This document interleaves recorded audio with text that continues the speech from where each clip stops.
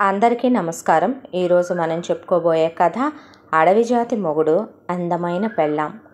ముగింపు భాగం. కథలోకి వెళ్ళబోయే ముందు మీరు కనుక మన ఛానల్ని ఫస్ట్ టైం చూస్తున్నట్లయితే తప్పకుండా మన ఛానల్ని లైక్ చేయండి, షేర్ చేయండి, సబ్స్క్రైబ్ చేయండి, బెల్ ఐకాన్ క్లిక్ చేసి ఆల్ అనే బటన్ని ప్రెస్ చేయడం మర్చిపోకండి. దీని ముందు భాగం ఆల్రెడీ అప్లోడ్ చేసే ముందే మీరు ఇంకా వినకపోతే కనుక ఒకసారి విని ఆనందించండి. ఈ కథ చాలా చాలా బాగుంటుంది. మన ఛానల్లో ఇంకా మంచి మంచి కంటెంట్తో ఉన్న చాలా స్టోరీస్ ఉన్నాయి. నిన్న పెట్టిన పెళ్లి తర్వాత స్నేహితుడితో అనే కథ కూడా మీరు వినకపోతే వినండి. ఇంకా మంచి మంచి కథల్ని, మీకు నచ్చిన కంటెంట్తో ఉన్న స్టోరీస్ని మీ ఫ్రెండ్స్, ఫ్యామిలీ మెంబర్స్తో షేర్ చేసుకోండి. స్టోరీ విన్న ప్రతి ఒక్కళ్ళు ఛానల్ని సబ్స్క్రైబ్ చేసుకోవటం మర్చిపోకండి. అలాగే ఒక మంచి లైక్ ఇచ్చి ఒక మంచి కమెంట్ పెట్టండి. కథని ఎక్కడ స్కిప్ చేయకుండా వినండి. మరి కథలోకి వెళ్ళిపోదామా? ఆకాంక్ష ఎక్కడుందో తెలుసుకున్నటువంటి పంకజవల్లి, కళాధర్, సుదర్శన్ ఇహ రౌడీ వాళ్ళని వెంటేసుకుని ఎలాగైతే నానా వ్యయప్రయాసలు కూర్చే, నానా తిప్పలు పడి, ఆ కొండరాళ్లలో పడి, ఇక ఆ కొండ గుట్టల్లో పడి, ఆ చెట్లు చేమల్లో పడి మొత్తానికి 3 పగళ్ళు 3 రాత్రుళ్ళు జర్నీ చేసి మొత్తానికి ఇక ఆ అడవికి చేరుకున్నారు. దాంతోపాటు ఎక్కడైతే కనుక ఆకాంక్ష ఉందో ఆ తండాకు కూడా చేరుకున్నారు. ఆకాంక్ష అప్పుడే కన్నప్పతో కబుర్లు చెప్తూ అటు ఇటు తిరుగుతూ ఉండటం చూసే, అయ్యనా బిడ్డో, అయ్యనా తల్లో, అయ్యనా కూతురు కాని కూతురు, ఓ నా సవితి కూతురు, ఏ రోజైనా నిన్నలా చూశానా దేవుడు అనే మీ అమ్మ జ్ఞాపకంగా మిగిలిపోయిన నాకున్న ఒక్కగానొక్క జ్ఞాపకమా, చెల్లిగాని చెల్లో అని వీళ్ళ ముగ్గురు రాగాలు ఎత్తుకున్నారు. వీళ్ళ ముగ్గురిని చూసి వచ్చిన రౌడీలు కూడా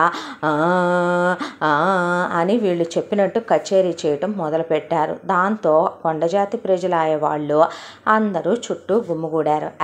నోరు ముయ్యండి ఎదవసోది అంది ఆకాంక్ష. అనేపాటికే ఇక అక్కడికి వచ్చిన వాళ్ళందరూ దొరసాని ఓలీలు అని అడిగారు. అడిగితే వీళ్ళు ఓలంటే నేను కన్నప్పకి చెప్పానులే. ఎవరు దొరసాని అన్నాడు కన్నప్ప. అంటే నేను నీకు చెప్పానే మా నాన్నని, ఇదిగో వీడే, అదిగో మా నాన్నకి మా పెద్దమ్మని చెప్పానే, ఓ ఉంపుడు గత్తా అనేపాటికి అయ్యేం మాటలే వాడు అలా మాట్లాడుతున్నాడు, ఏం చెప్పావు నువ్వు అంది పంకజం. ఏముంది నిజమే చెప్పాను, మరి వీడినేమని చెప్పా, ఉంపుడు గత్తె కొడుకు అని చెప్పింది అన్నాడు కన్నప్ప.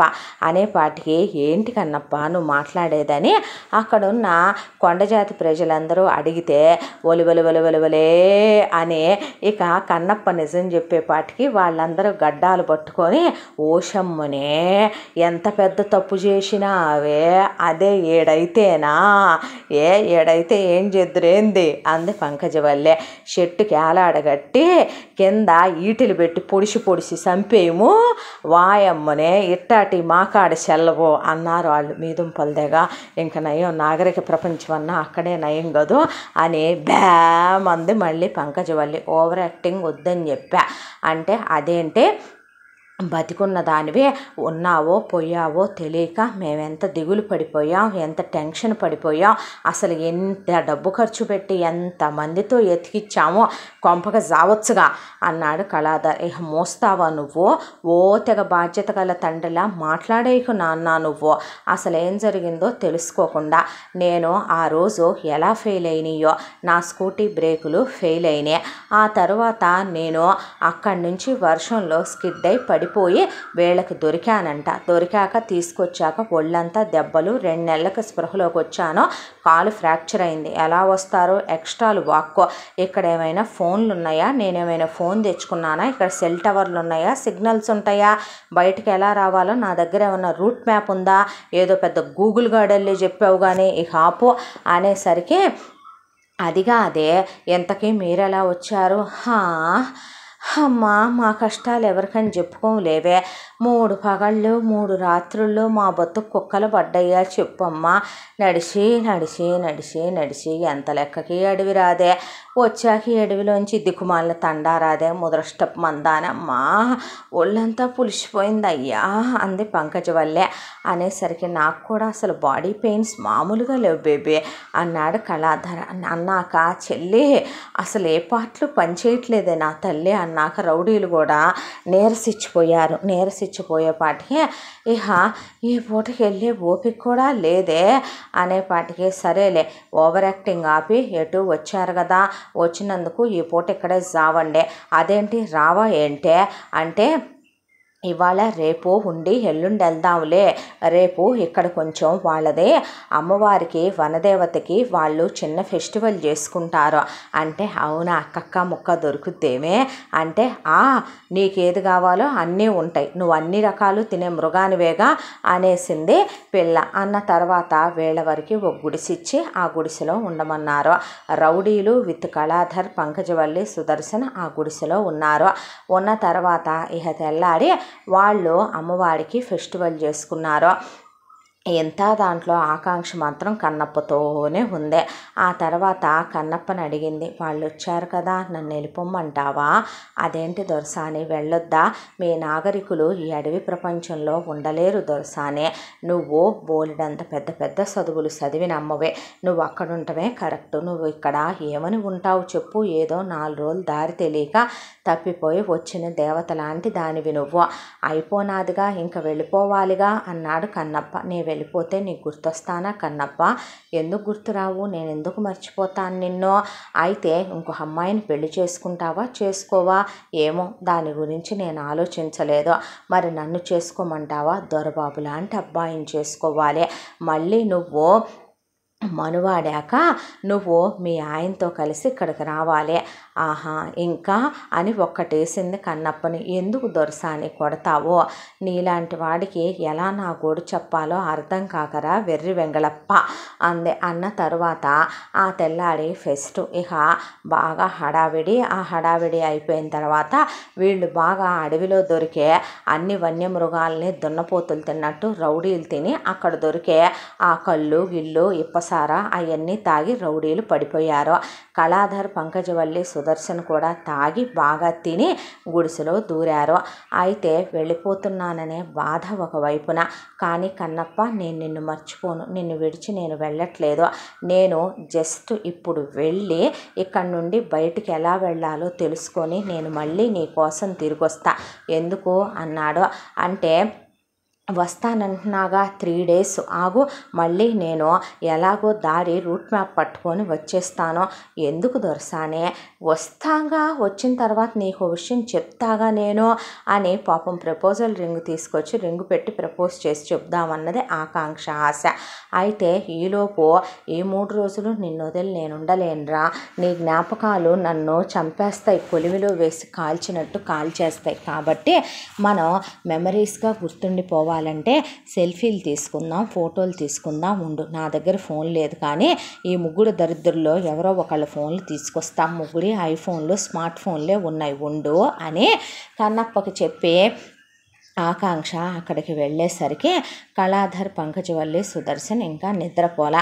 లోపలికి వెళుతుందల్లా ఇది బతికే ఉందయ్యా, పోలేదు, మనం తీసిన బ్రేకులకి పోయిందనుకున్నాను మమ్మీ అని సుదర్శన్ అనేసరికి అడుగేసేది కూడా ఆగిపోయింది ఆకాంక్ష. దాంతో ఇక దీని ఆస్తి మన పరం అవుద్దని ఎన్ని కలల కన్నా నీ అమ్మ బాబు అత్త మామ నీ పెళ్ళాం పేరు మీద పెట్టి నీ పెళ్ళాం పోయాక దీనికి ఇది పోతే అనాథాశ్రమానికి చెందేలా రాచచ్చారు మంద. దీనికి 23 ఏళ్ళు వచ్చిందాకా మనకి హక్కు లేకుండా చచ్చారు. ఇప్పుడు ఈ ముదరష్టపు దాన్నే ఎవడో ఒకడికి ఇచ్చి కట్టబెట్టి తొక్కేద్దామంటే ఇది అలిం కాలేదు. దీన్ని పైకే పంపిద్దామని బ్రేకులు ఫెయిల్ చేస్తే తండాలోకి వచ్చి కూడా బతుకుతుంది. ఇది ఇక్కడే ఎవడో ఒకడిని పెళ్లి చేసుకొని ఆ ఆస్తి ఏదో మనకు రాసి ఇక్కడే పడి సావచ్చుగా ఈ ముదరష్టపదే. దీనికి ఎటు నీ పోయిన పెళ్ళంలాగా ఎక్కువయ్యా. అందుకే ఆడెవడో దున్నపోతులాగా ఉన్నాడు చూసావా, బాహుబలి వాడు కన్నప్ప కన్నప్ప అని వాడు వెనకమాల పడి తెగ తిరుగుతుంది. వాడితో ఎంత దూరం వెళ్ళిందో నీ కూతురు. అది నా కూతురే అంటే ఆ నీతిమాలిన దానికి పుట్టిన కూతురు, వీడే నా కొడుకు. దాని మీద ఏమైనా నాకు ప్రేమ ఉందా ఏంటే? ఇప్పుడు ఏం చేద్దామంటావు? ఏమీ చెయ్యొద్దు, దాన్ని తీసుకెళ్దాం. తీసుకెళ్ళిన తర్వాత ముందు 3వ కంటికి తెలియకుండా ఒక నెల రోజులు మెదలకుండా ఊరుకున్న తర్వాత ఆ లాయర్ గాడికి ఇది వచ్చిందని తెలియజెప్తాం. ఆ తర్వాత మెల్లిగా ఒరే సుదర్శనం, నువ్వు నీ స్నేహితులు ఉన్నారు కదా డ్రగ్స్ ఎత్తురా వాళ్ళ దగ్గర, దీనికో 4-5 నెలలు డ్రగ్స్ కలుపుదాం, ఆ తర్వాత మెల్లిగా దీన్ని డాక్టర్ దగ్గర ట్రీట్మెంట్లకు తీసుకెళ్తున్నామని చెప్పి శుభ్రంగా దీనికి ఆ మందులు ఈ మందులు ఇప్పించేసి దీన్ని శాంతానికే పిచ్చిదాన్ని చేసేసి అదే దానికే అమ్మ గుర్తుకొచ్చి ఏమైందో ఏం పాడు, ఈ యాక్సిడెంట్ అయినప్పుడు కొండ మీద నుంచి పడిపోయినప్పుడు తలకి దెబ్బ తగిలిందో ఏం పాడో, ఈ అడవి జాతి మంద ఏ పసర్లు ఏ మూలికలు ఇచ్చారో, ఇక్కడ ఏ అడ్డమైన మూలికలు తిందో అవి వికటిచ్చి దీనికి సిటీకి వచ్చి సిటీ గాలి పీల్చేపాటికి ఏమైందో ఏం పాడో అని వీళ్ళ మీదకు తోసేసి దాన్ని సావగొట్టి ఉరి తీసేద్దాం. ఆ తర్వాత ఆస్తి ఎటు నీ పరమే అవుద్దయ్యా. అయిన తర్వాత అయినా మన పిల్లాడిని తీసుకొని నువ్వు నేను ఏ ఫారెన్ కంట్రీకో వెళ్ళిపోయి సెటిల్ అయ్యి ఏ తెల్లతోలు దాన్నో ఇచ్చి వీడికి పెళ్లి చేస్తే, లేదా ఇటేపు దాన్నే చూసి చేస్తే బోల్డంత కట్నం కూడా వచ్చుద్దే. దానికి తోడు ఇక మన జీవితాన్ని సంతోషంగా గడపొచ్చు, ఆస్తి మన పరం అవుద్ది. ఏమంటావు అంటే నువ్వు అన్నదాన్ని నేను కాదంటానా అని కళాధర్ అన్నాక సుదర్శన్ ప్లాన్ అదిరిపోయింది మమ్మే అనేసరికి లోపలికి వచ్చిందల్లా అలాగే వెనక్కి తిరిగింది ఆకాంక్ష. అక్కడ వనదేవతకి అప్పుడే ఉత్సవం చేసి నైవేద్యాలు పెట్టి ఆమె అలా ఉందే. వెళ్ళి మోకాళ్ళ మీద కూర్చునే ఆమె ముందు అమ్మ ధర్మ సంస్థాపనార్థాయ సంభవామి యుగే యుగే అని చెప్పాడు కదా కృష్ణయ్య, నువ్వు ఇలా ఈ రూపంలో వచ్చావా తల్లి, నిజాలు చెప్పించడానికే నన్ను ఈ అడవికి తీసుకొచ్చావా, నేనే ఇక్కడికి రాకపోతే వీళ్ళు నన్ను చంపాలనుకున్న సంగతి బ్రేకులు ఫెయిల్ అయిన సంగతి నాకు తెలియదు కదూ అమ్మా అని ఆవిడని కౌగులించుకొని ఏడుస్తుంటే కన్నప్ప వచ్చాడు. కన్నప్పని కౌగులించుకొని వెక్కి వెక్కి ఏడ్చింది ఆకాంక్ష. దాంతో ఏమైంది అని అడిగాడు. అడిగితే వీళ్ళిలా నన్ను చంపేయాలనుకున్నారంట, అసలు జరిగింది ఇదంట, డబ్బుల కోసం ఆస్తి కోసం ఇదంతా ఇలా చేశారంట అనేపాటికే కన్నప్ప నరాలు తేలిపోయినాయి, కళ్ళు ఎర్రగా అయిపోయినాయి. దాంతో పిడికిలు బిగిచ్చాడు. ఇక అక్కడున్న అడవి జాతి వాళ్ళందరూ వచ్చేలోపు ఆకాంక్షల్ని పిలిచే లోపే కళాధర్కి ఎక్కడ ఎముకలు అక్కడ ఇరిసేసి సుదర్శని ఇరిసేశాడు. అడవి జాతి వాళ్ళకి ఆడా మగ తేడా ఉండదు కాబట్టి పంకజవల్లిని కొడితే మెడ ఒక సైడ్కి తిరిగిపోయింది. ఆ తర్వాత ఇక ఈలోపు ఆకాంక్షల్ని మిగతా వాళ్ళందరినీ లేపుకొచ్చేపాటికి కొండయ్య దొర వచ్చిన రౌడీలందరి ఎముకలు ఇరగదీయించేపాటికి పంకజవల్లి చీర కూడా లాగేసి జుట్టు పీకి పడేసి బాది పారేశారు అడవి జాతి ఆడోళ్ళంతా. మళ్ళీ ఈ దరిదాపుల్లోకి వచ్చినట్టున్నా మీరు కనపడ్డట్టున్నా మిమ్మల్ని బతుకుండగానే అమ్మోరికి బలిచ్చే నరమాంస భక్షకులు ఉంటారు, ఇంకొద్దిగా లోపలికి వెళ్తే వాళ్ళకి మిమ్మల్ని నైవేద్యంగా పంపిస్తాం, మా సంగతి బాగా తెలియదు, ఏమనుకుంటున్నారో ఏమో. అమ్మ దొరసాని వెళ్తావా అని కొండయ్య దొర అడిగాడు. అడిగితే ఆ మాటకి నేనా వేళ్లతోనా, వద్దు దొర, నాకు ఇక్కడ కల్లా కపటం లేని మీ మధ్య ఉన్న ప్రశాంతత అక్కడ ఎప్పుడూ ఉండదు. అయితే నేను చేయాల్సిన పని ఒకటి మిగిలిపోయిందని ఉన్న ఫోనుల్లో బ్యాలెన్స్ ఎవరి దాంట్లో ఎక్కువ ఉందా అని చూసుకొని ఇక సుదర్శన్ దగ్గర ఫోన్లో బ్యాలెన్స్ ఎక్కువ ఉంది. దాంతో వాడు సంవత్సరానికి సరిపడా రీఛార్జ్ చేయించుకుంటాడు అడ్డమైన వీడియోలు చూడాలనే. వాడు సిగ్నల్స్ కూడా ఎక్కువ వచ్చే ఫోన్ తీసుకుంటాడు. ఈ హడావిడి జరిగే గొడవలో వాళ్ళు పడేసి బాధేసరికి వాడి ఫోన్ కింద పడిపోయింది. దాంతో మూడో కంటి తెలియకుండా ఆ ఫోన్ తీసేసి ఇక చేతిలో పట్టేసుకుంది ఆకాంక్ష. ఆ తర్వాత వామ్మో వాయ్యో దేవుడో తండ్రో మేము వెళ్ళిపోతాం నాయనో బతుకు జీవుడా అనుకుంటూ ఆ అడవిలో పడి ఎటు పడితే అటు పరిగెత్తుకుంటా మొత్తానికి ఇహ వచ్చిన దారినే పలాయనం చిత్తగించారు కళాధర్, పంకజవల్లి, సుదర్శన్. రౌడీలు కూడా వాళ్ళు తన్నిన తన్నులకి అసలే అడవి జాతోళ్ళాయా, వాళ్ళకి విచక్షణ అనేది కూడా లేకుండా కొడతారాయా. దాంతో పరిగెత్తి పారిపోయారు అందరూ. ఆ తర్వాత ఆకాంక్ష కొండయ్య దొర దగ్గరికి వచ్చి ఆయన్నే చాలా చాలా ధన్యవాదాలు మీరు చేసిన సహాయానికి. ఏంటమ్మా పెద్ద మాటలు, నువ్వు గొప్పింటి బిడ్డలాగా ఉన్నావు, వాసిగలదానిలాగా ఉన్నావు, మొహంలో ఆ దేవత కళే కనపడుతుంది. నీలాంటి తల్లి ఇక్కడికి వచ్చిందంటే మేము చేసేది ఏమాత్రం సాయం తల్లి అని ఆయన తల మీద నివిరేసి లోపలికి వెళ్ళిపోయాడు. ఆ తర్వాత కన్నప్ప పద దొరసాని అని తన గుడిసెలోకి తీసుకెళ్తే కన్నప్ప అనే ఆకాంక్ష అటు ఇటు ఫాస్ట్గా తిరుగుతూ గోళ్ళు కొరుకుతోంది.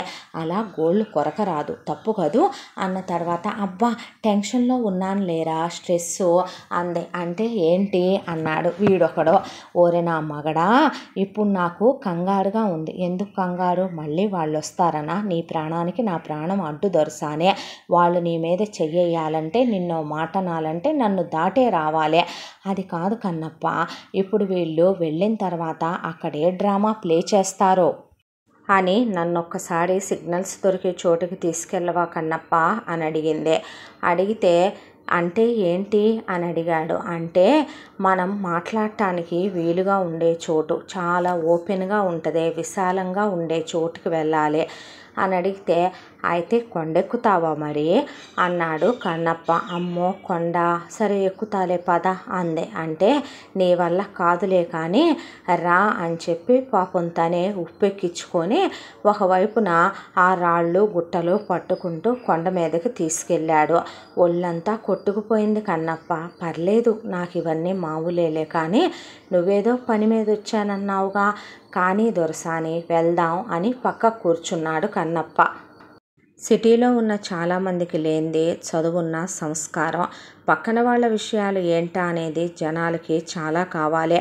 మనుషుల్ని తాము మాత్రమే ఏదో చాలా తెలివైన వాళ్ళు, మిగతా వాళ్ళందరూ వెధవలు చవటలు అన్నట్టు మనుషుల్ని దెప్పి పొడవటం, ఏదో ఒక రీజన్తో మనుషుల్ని కమెంట్లు చేయటం మనుషులకు అలవాటు. అలా కాకుండా పక్క వాళ్ళ విషయాలు ఏంటా అని తొంగి తొంగి చూసి మరీ వింటూ ఉంటారు. అలాంటిది తను ఫోన్ మాట్లాడుకోవాలన్నప్పుడు వెళ్ళి వాళ్ళంత దూరంలో కూర్చున్నాడు. అది సంస్కారం కాదని ఎవరు నేర్పిస్తారో ఇలాంటి వాళ్ళకి ఇవన్నీ. బహుశా భగవంతుడి వల్లే సాధ్యమేమో అనుకుంది ఆకాంక్ష. ఈలోపు అటు ఇటు తిరిగితే కాసేపటికి సిగ్నల్స్ వచ్చాయి. వచ్చేసరికి వెంటనే ఫోన్ చేసింది లాయర్ వాసుదేవ్కి. ఆయన ఫోన్ ఎత్తితే, అంకుల్ నేను ఆకాంక్ష అంటే, తల్లి నీకేం కాలేదుగా, నువ్వు బాగానే ఉన్నావా అమ్మా? వీళ్ళు నీ ఫోటో పెట్టి నువ్వు పోయావని రచ్చరచ్చ చేశారమ్మా. కాకపోతే ప్రాపర్టీ నీకేమైనా అయితే మదర్ తెరిసా హోమ్కి వెళ్తుంది కానీ వీళ్ళకి రాదని చెప్పేసరికి నిన్ను వెతుక్కొస్తాం అది ఇది అని చెప్పి 1 year టైం తీసుకున్నారు తల్లి. ఎక్కడున్నావు, ఎలా ఉన్నావు, అసలు ఏం జరిగిందని ఆయన అడిగితే జరిగింది మొత్తం పిన్ టు పిన్ చెప్పుకొచ్చి, ఇలా మర్డర్ అటెంప్ట్ చేశారంట అంకుల్, ఇలా బ్రేక్స్ ఫెయిల్ చేశారు, వచ్చి ఇలా అడవిలో పడ్డాను, ఇలా కాపాడారు, ఇలా ఇక్కడ ఉన్నాను, వీళ్ళు వెళ్ళేటప్పుడు ఫోన్ లాక్కున్నాను, అంకుల్ నాకు హెల్ప్ చేసి పెట్టగలరా అని అడిగింది. ఏమిటమ్మా అని అడిగితే, మొత్తం నా ప్రాపర్టీస్ అన్నీ కూడా లాక్ చేయించేసి కోర్టు ద్వారా సీల్ చేయించేసేయండి అంకుల్. నేను వచ్చేంత వరకు బ్యాంక్ అకౌంట్లో ఉన్న క్యాష్ కానివ్వండి, నగలు కానివ్వండి, అలాగే వీళ్ళని ఇంట్లో నుంచే మీరు జైలుకు పంపించండి. నా ఇంట్లో కూడా వాళ్ళు ఉండటానికి వీల్లేదు.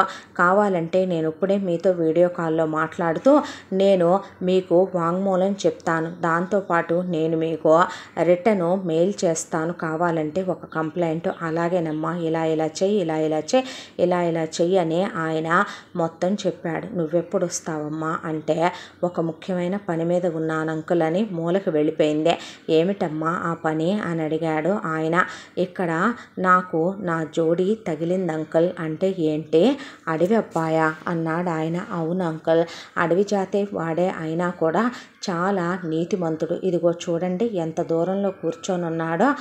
అవునా అని ఆయన అంటే, చదువు లేకపోయినా సంస్కారం ఉంది అంకుల్, మంచితనం గుండెల నిండా ఉంది. నన్ను మానభంగం చేయబోయారు ఒక దరిద్రులు, సిటీ నుంచి వచ్చిన 3 కాపాడాడు.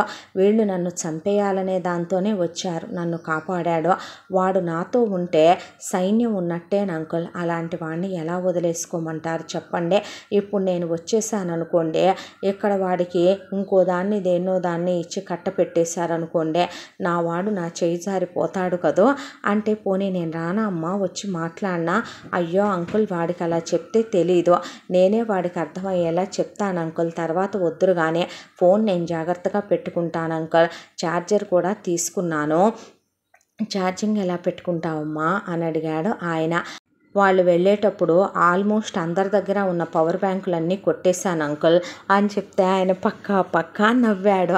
నవ్విన తర్వాత ఐఎమ్ సేఫ్ అంకుల్, మీరేం టెన్షన్ పడొద్దు, మీరు చెప్పినట్టుగా నేను కంప్లైంట్స్ అవి పంపించి వీడియో నేను రికార్డ్ చేసి పంపిస్తాను అని చెప్తే అలాగేనమ్మా అని ఇటు ఆకాంక్ష పంపించటమే ఆలస్యం. ఆయన వెంటనే ఒకవైపున అప్పుడే కళాధర్ పంకజవల్లి వచ్చి జాయింట్లు కట్టేయించుకొచ్చి కూర్చున్నారు. అయితే ఇక లాయర్ గారు ముందు వైపున పోలీసుల్ని తీసుకొని వచ్చేపాటికి వెనక నుంచి గోడ దూకిచ్చేసిందే. పంకజవల్లి కొడుకుని ఏటీఎం కార్డులు ఇచ్చి ఎటేళ్ళనే ఎటోకటు వెళ్ళి పారిపోరా, నువ్వు ఫోన్లు కూడా వాడబాకు అని చెప్పి పంపించేస్తే వీళ్ళు దొరికిపోయారు పోలీసులకే. ఎత్తుకెళ్ళి జైల్లో పడేసి వీళ్ళని శిక్ష చేశాడు ఆయన.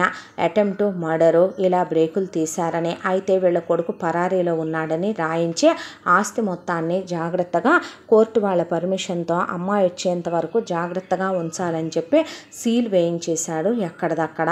ఆ తర్వాత ఇక ఆకాంక్ష కన్నప్పతో ఇలా రోజులు గడిచిపోతూ లాయర్ గారికి మళ్ళీ పైకి తీసుకెళ్ళమని ఫోన్ చేస్తే నువ్వు చెప్పినట్టే చేశానమ్మా అన్నాడు. అన్నతో థ్యాంక్స్ అంకుల్ అందే. అన్న తర్వాత మళ్ళీ ఒక 6 నెలల జర్నీ ఇంకా క్లోజ్ అయిపోయింది కన్నప్పతో. ఇక కన్నప్పను విడిచి ఉండలేనేమో అన్నంత ప్రేమించేసిందే. కన్నప్ప లేకపోతే ఊపిరి కూడా తీసుకోలేనేమో, బ్రతకలేనేమో అనే స్థితికి వచ్చేసింది ఆకాంక్ష. అలాంటి సిచ్యువేషన్లో ఇప్పుడు నేను సిటీకి వెళ్ళి ఉంగరాలు తీస్తే అయ్యే పని కాదులే కానీ అని తన మిడిల్ ఫింగర్కి ఉంగరం ఉంది. అదే వాళ్ళ అమ్మ తనకని చెప్పి పెద్ద అయిన తర్వాత తన ఉంగరాన్ని పెట్టుకోమనమని చెప్పి జాగ్రత్తగా ఉంచిందని లాయర్ అంకులు లాస్ట్ బర్త్డేకి ఇచ్చిన రింగు. అయితే ఆ తర్వాత ఆ ఉంగరాన్ని తీస్తే మా కన్నప్పగాడికి చిటికినేలుకు పట్టుద్దే, చిటికిన వేలేగా పెళ్లిలో పట్టుకుంటాం పర్వాలేదులే అని నన్ను కొండ మీదకి తీసుకెళ్ళవా కన్నప్ప అందే. తీసుకెళ్ళాడు. తీసుకెళ్ళిన తర్వాత అయ్యో ఎలా చెప్పాలి, ఫస్ట్ టైం నాకు కూడా సిగ్గేస్తుంది ఏంటి, అవునులే చాలామంది నా వెనకాల పడితే చెప్పుకాలతో తన్ని రిజెక్ట్ చేయటమే తప్ప ఎవడి వైపు అయినా కన్నెత్తి చూసావంటే నువ్వు వాళ్ళందరూ శాపం పెట్టినట్టున్నారు, అయ్యో చీపాడు అని సిగ్గుపడే కన్నప్పని వెనక నుంచి వెళ్ళి గట్టిగా కౌగిలించుకుంది. ఏమైంది దొరసాని అంటే ఎదరకొచ్చి గట్టిగా కౌగిలించేసుకొని ఐ లవ్ యూ కన్నప్ప, మనం పెళ్లి చేసుకుందాం అనేసరికి పిచ్చి పట్టిందా దొరసాని, ఏంటి పిచ్చి మాటలు అంటే వేలుకున్న ఉంగరం తీసి కన్నప్ప చెయ్యి వెనక్కి లాగేసుకుంటున్నా గట్టిగా లాగి చిటికిన వేలికి గట్టి ఇరికిచ్చి పట్టించేసింది ఉంగరాన్ని. ఏంటిదంతా అంటే ఇప్పుడు నేను నీకు ప్రపోజ్ చేశాను, నువ్వు నన్ను పెళ్లి చేసుకోవాల్సిందే, తప్పు దొరసానే అలాంటి మాటలు మాట్లాడకూడదు. ఏంట్రా తప్పు అంటే నువ్వు దేవతవే, నేను సామాన్యమైన మనిషినే.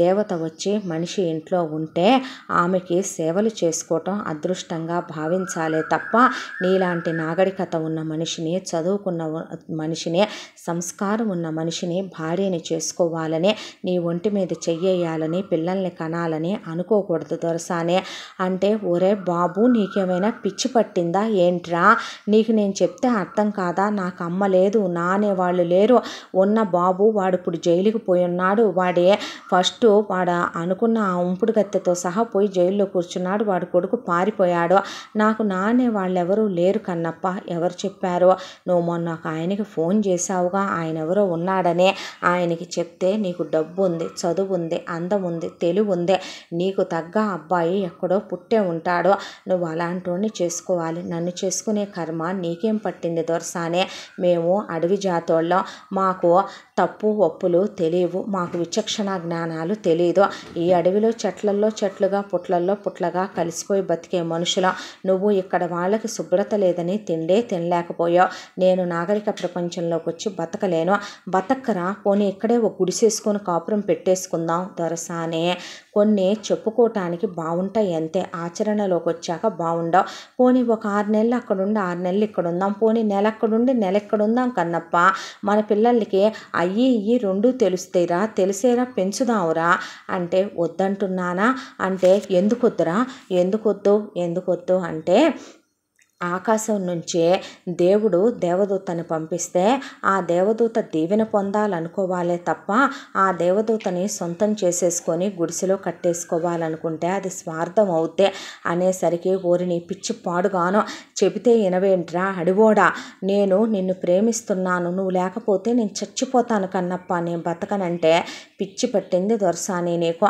పద కిందకి, అసలు నువ్వు వెళ్ళిపోదు కానీ ముందు ఆయనకి ఫోన్ చెయ్యి, నువ్వు రోజు ఫోన్ చేస్తావు చూడు, ఆయన వచ్చి తీసుకెళ్తాను నిన్ను పెద్దయ్య గారు అని చెప్తే నేను చేయను, చెయ్యాలి, నేను చెయ్యనురా, ఏంటి పెత్తనం చేస్తావు, దౌర్జన్యం చేస్తావు, నువ్వేమైనా నా మొగుడివా, నువ్వే అన్నావుగా నేను నీ స్నేహితుడినని, స్నేహితుడివైతే నువ్వు చెప్పినట్టు నేను వినాలా, నేను వినను, వింటావంతే, నువ్వు వినకపోతే నేను ఊరుకోను, నా మీద ఒట్టే, ఆయనకి ఫోన్ చేసి ఆయన ముందు ఇక్కడికి రమ్మనమని చెప్పు, ఎందుకు చెప్పాలరా, నేను చెప్పను, చెప్తున్నావంతే, చెయ్యి ముందు అన్నాడు.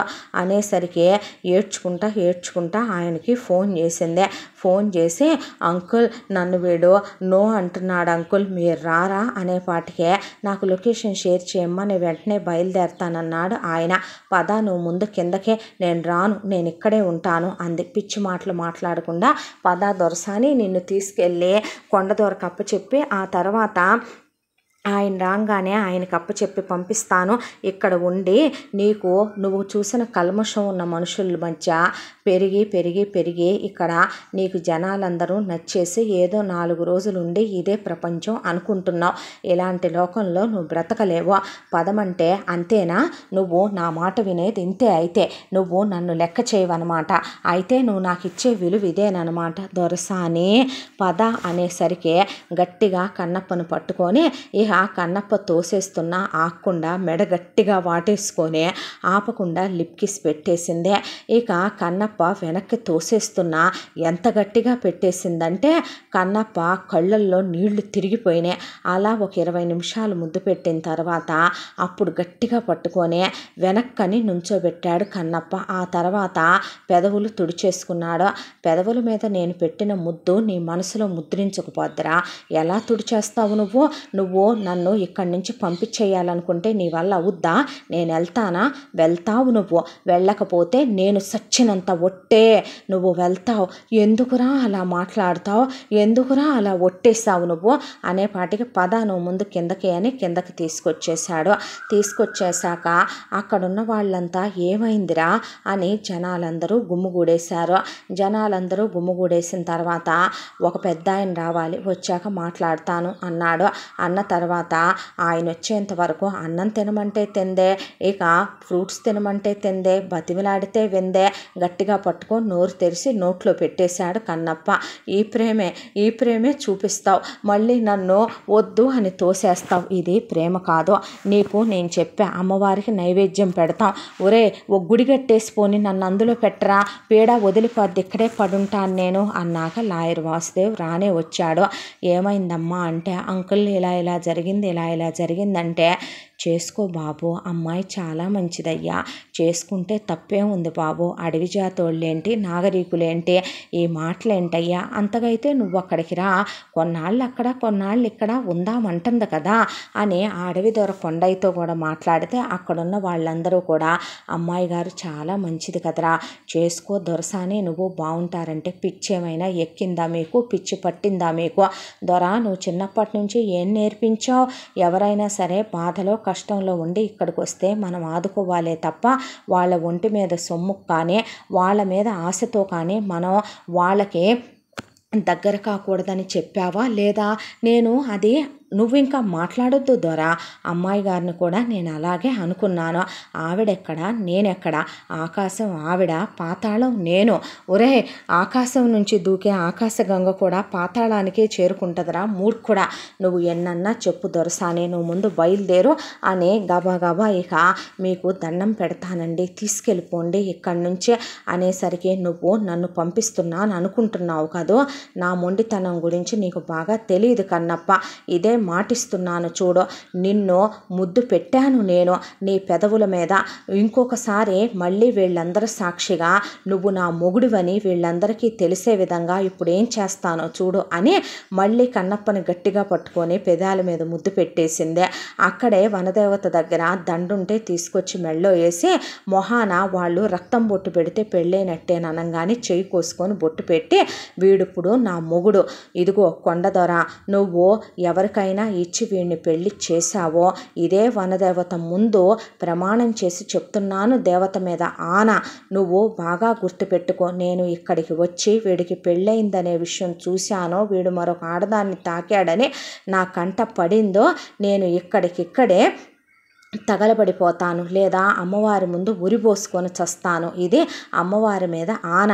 మీ గూడానికే మీ తెగకే శాపం పెట్టి పోతా పోతా పోతా. వాడు నావాడు, వాడు నా మొగుడు, నాకు నచ్చిన నా అడవి జాతి మొగుడు వాడు.